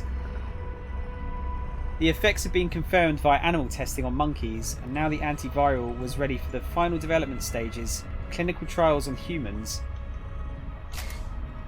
Experiments involving drugs or medical techniques tested on animals to confirm their safety before they are used on humans. The 1964 Declaration of Helsinki, which lays out ethical standards for human experimentation, advocates responsible animal testing, but many animal rights advocates regard such testing as a form of animal cruelty. When a new drug is being prepared for government approval after it has been tested on animals, it must pass tests on humans, clinical trials, that evaluate its safety and suitability. Such tests are frequently conducted on both patients and healthy individuals. In Japan, the development of new drugs is often hindered by insufficient legal infrastructure for conducting clinical trials, resulting in a smaller knowledge base and fewer opportunities for testing.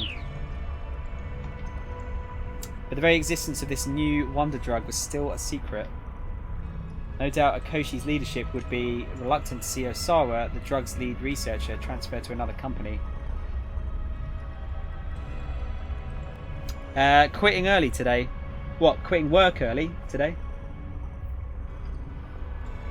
What's Spidey saying? You never got acne. Not everyone gets acne. Howdy sir, good to see you again. Doing alright here, taking a break from doing yard work. Florence left a lot of little limbs all over the place. Wait, oh Florence, that was the sorry, that was the was it a hurricane? It was a hurricane, right? But yeah, I'm doing well, dude. Hope your place didn't get damaged too badly from that. Oh, am I quitting early today? No, not at all. Gonna go at least 6 hours again, as usual. So you've got me until at least 8:30 my time, which is sorry, 8:30? Did I say 8:30? Yeah, you've got me for a while. Put it that way. You've got me for a while. I live about 20 minutes from Myrtle Beach, Solids. We got very lucky compared to some. Yeah, it looks like it's pretty rough over there. We've it's obviously not the same, but I think we've got like the runoff of that because it's been really windy here for the last 2 days. Still, it wasn't completely outside the realm of possibility. Once the antiviral was out of development and announced to the public, Asawa would be free and clear. For that very reason, he was loath to cause any friction over the drug right now. This anxiety only magnified his concern about the email he'd just received. Asawa called up Tanaka over the intercom. There's something I want to show you. Could you come in here? He needed a second opinion, and Tanaka could be relied upon. Asawa opened the door the moment Tanaka knocked. He looked around before ushering his vice director inside. What's this about, sir? This. Asawa showed him one of the images. Tanaka's face went pale.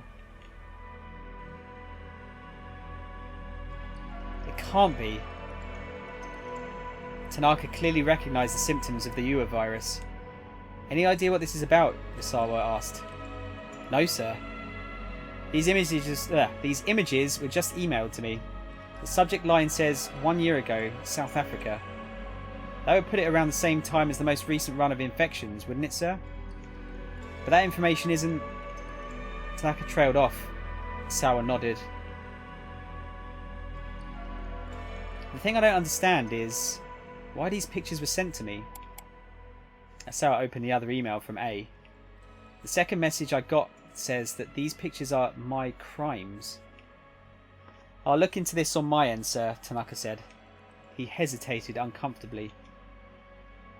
Sir, just to make sure, Are you asking about what I think you're asking about, Asawa said. Tanaka gave a slight nod. Understood, Asawa said. Don't worry. I won't trouble you.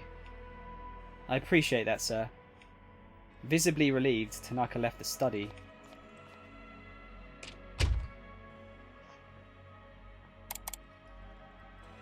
Asawa brought up a folder marked Ua virus on his screen. Within the folder were enlarged images of the virus itself. He double-clicked one of the images. It blew up on the monitor to reveal the pathogen in intricate detail. A specimen of the Ua virus was approximately 100 nanometers in diameter. 10,000 of them in line would take up barely a millimeter. But a single tiny virion upon entering the human body could become 2,000 in an hour. That speed of multiplication was nothing short of astonishing. Even the Ebola virus had a typical incubation period of 7 days or so before infectees developed symptoms. Right, so the Ebola virus, a virus of the family Filoviridae that causes Ebola hemorrhagic fever. Currently 5 characterized species are known: Typhorus Sudan, Reston, Zaire, and Bundibugyo. The Ebola is widely known for its high mortality rate, 53% for the Sudan form, 88% for the Zaire. But the Reston variety, discovered in monkeys that had been brought into the US, has displayed no pathogenicity in humans. Sorry, let me catch up here. Oh wow, you guys have said so much stuff. Sorry, guys, do chat amongst yourselves. I don't mind that. I just might not get back to you straight away.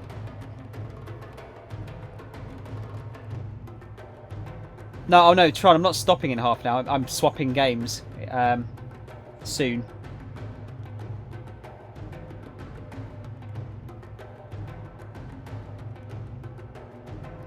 Bad thing is worse is still to come. They're predicting a lot of flooding from cresting rivers next week, so many road closures. He's stuck at home and it's driving me a little nuts. You're getting cabin fever, guy. Which wasn't that far of a trip, if I'm honest.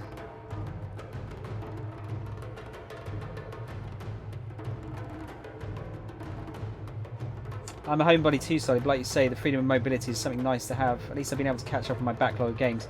Yeah, but, you know, gotta take the rough with the smooth, I guess, don't you? I hope everything goes alright, though, Guy. Like I said, I hope nothing goes wrong on your end. For influenza, it was 1 or 2, but the onset of the UA virus happened in a mere 12 hours. Osawa viewed an image slideshow of the virus's propagation mechanism. It was a fascinating sight, no matter how many times he looked at it. Viruses existed to multiply, nothing more. They had no motives, no driving logic. Nothing but simple multiplication. To Osawa, that fact held a certain air of mystery. If viruses had emotions, how would they feel about their lives? He had thrown himself into virus research in search of answers to questions like that. Answers that no man could truly know. His development of the antiviral agent had really been nothing more than another job responsibility. He felt no particular sense of duty to protect people from a killer virus. He was just happy for the chance to play around with UA day after day. Another email arrived in his inbox. The sender, A. The subject line, 1 year ago, South Africa, again. Sarah read the message. Do not look away, these are your crimes. This time, there are 4 images attached. Sarah proceeded to open each of them in turn. The first shocked Osawa so much that he felt like he'd been punched in the head. One of the UA patients from the earlier images was being injected with something. No, Osawa muttered to himself. It can't be. The second image showed one of the infected hunched over in pain, vomiting up blood. The symptoms had already manifested, but Osawa thought he could see that some degree of life had come back into the patient's eyes. He rushed to open the third image.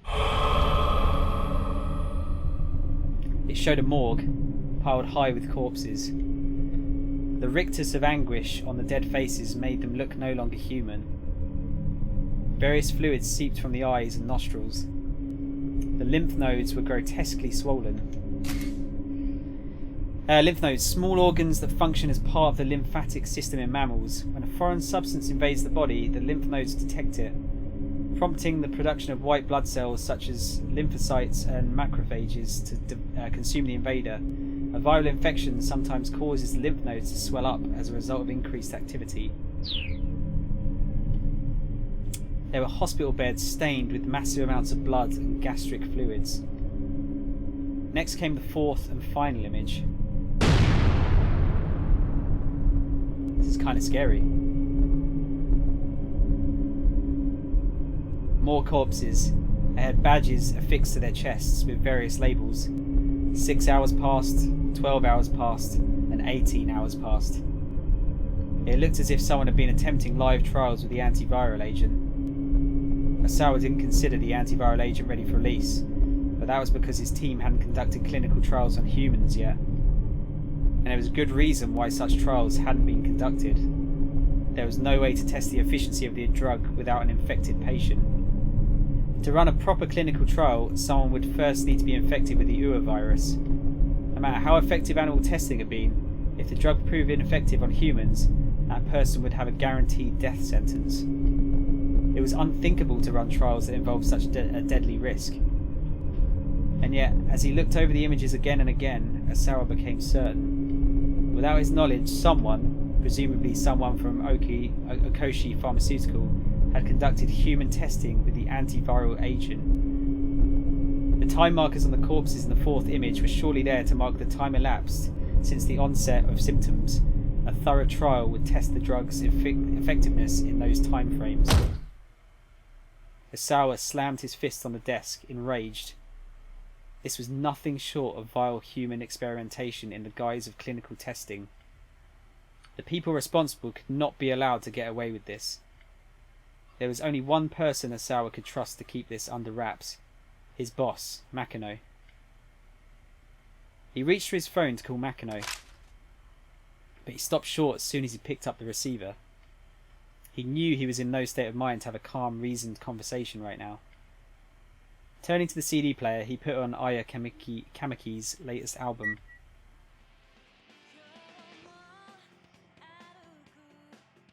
Leaning back in his chair, he surrendered himself to her soothing tones. Bit by bit, he could feel himself returning to a calmer emotional state. There had been a time when Asawa hadn't listened to music at all. In fact, he'd had no interest in the arts in general, music, painting, cinema. It was only due to a simple coincidence that he had found Aya Kamiki. Kamiki? I'm pronouncing it wrong every time. His daughter had asked for a CD as a birthday present, so he'd swung by the store to pick one up. Since Kamiki's new album had just come out, there was a display for it in the front of the shop. Something about the bright, colourful album packaging had drawn him in. After a time, Asawa could feel himself growing calmer. He took a nice deep breath. Okay, right, guys, time to pick what we're going to do. We're going to call Makino. So he dialed up Makino, or he closed his eyes and tried to banish his nerves completely. I'll let you pick. B. Okay, cool. We'll go for that. Like I said, we got lucky. If you're of the praying type, do so for those in North Carolina. They're a mess at the moment. I'm not, Guy, but yeah, I hope those guys are okay. I really do. I'll send good vibes their way, Dragaball style. But no, yeah, seriously, I hope those guys are okay. Yeah, we'll go for B then. First, he took a nice deep breath, then he closed his eyes and tried to banish his nerves completely. Inclining his head toward the music, he could feel the melody pervade his body. He could scarcely believe there had been a time when he hadn't cared about music. Surely something that had such a strong effect on the body and mind alike also conveyed a deeper meaning. Asawa let the positive energy flow through him, buoying his spirits. That'd be... is that how you... I don't know, is it... buoying? Buoying? I don't know. At last, when his mood had sufficiently calmed under the music's influence, Asawa reached for the handset. Neither am I, just didn't know how else to express that sentiment. Yeah, that's fair enough, Guy. Solid, stop taking stuff out of out of context. The study door opened and a stolid-faced man appeared in the doorway. Oh yeah, no, I'm trying to see. I was trying to figure out how to pronounce it now. It's a buoyant, so it'd be boy, wouldn't it? A boy? I don't know. I'm not sure. It's not a word I have to say too often. I beg your pardon, Mr. Osawa. Would you mind coming to the living room for a moment?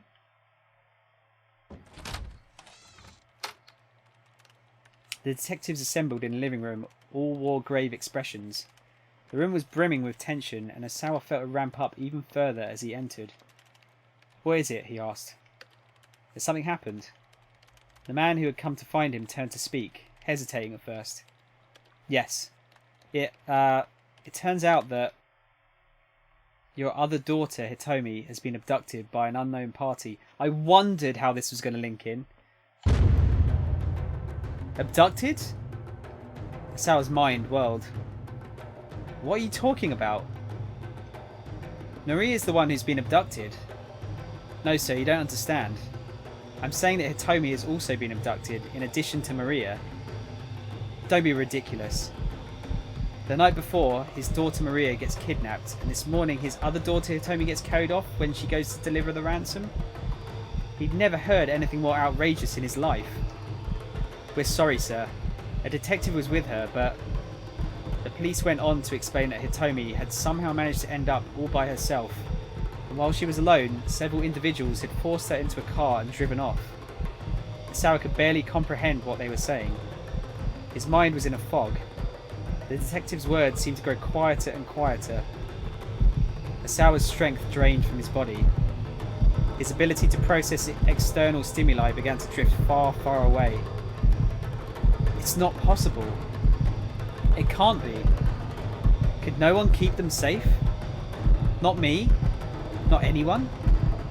My girls, they told me. Maria. It's not true. This is all just a bad dream. Some kind of sick joke. It's not true. It's not all just a bad dream. It's a lie. It's a twisted joke someone made this all up. Stop it. Stop it. Stop saying this. I don't want to hear it. Tell me it's all a lie. Tell me it isn't true. Tell me now, please. Tell me this. Yeah, okay. I was going to read all of that. Slowly, the ceiling began to spin. Then Osawa's vision went awash with white. Bad end. There you go. The worst case scenario. Wow, this is really interesting. This is a really interesting story. Oh, is it? I'm trying to... it's not called... It's a buoy, isn't it? That's how they say it. I was trying to remember how they said it, and it was a weird way of saying it. It's buoy, right? You should think it would be like buoy, because of buoyancy. But it's buoy, right?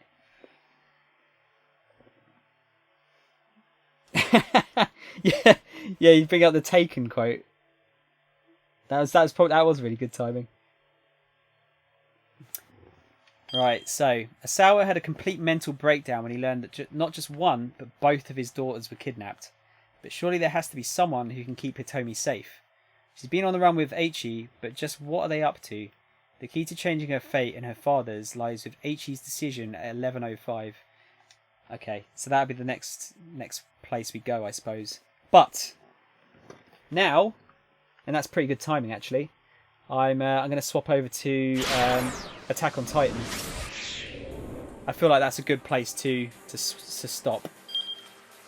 Okay, we've got multiple timelines here now.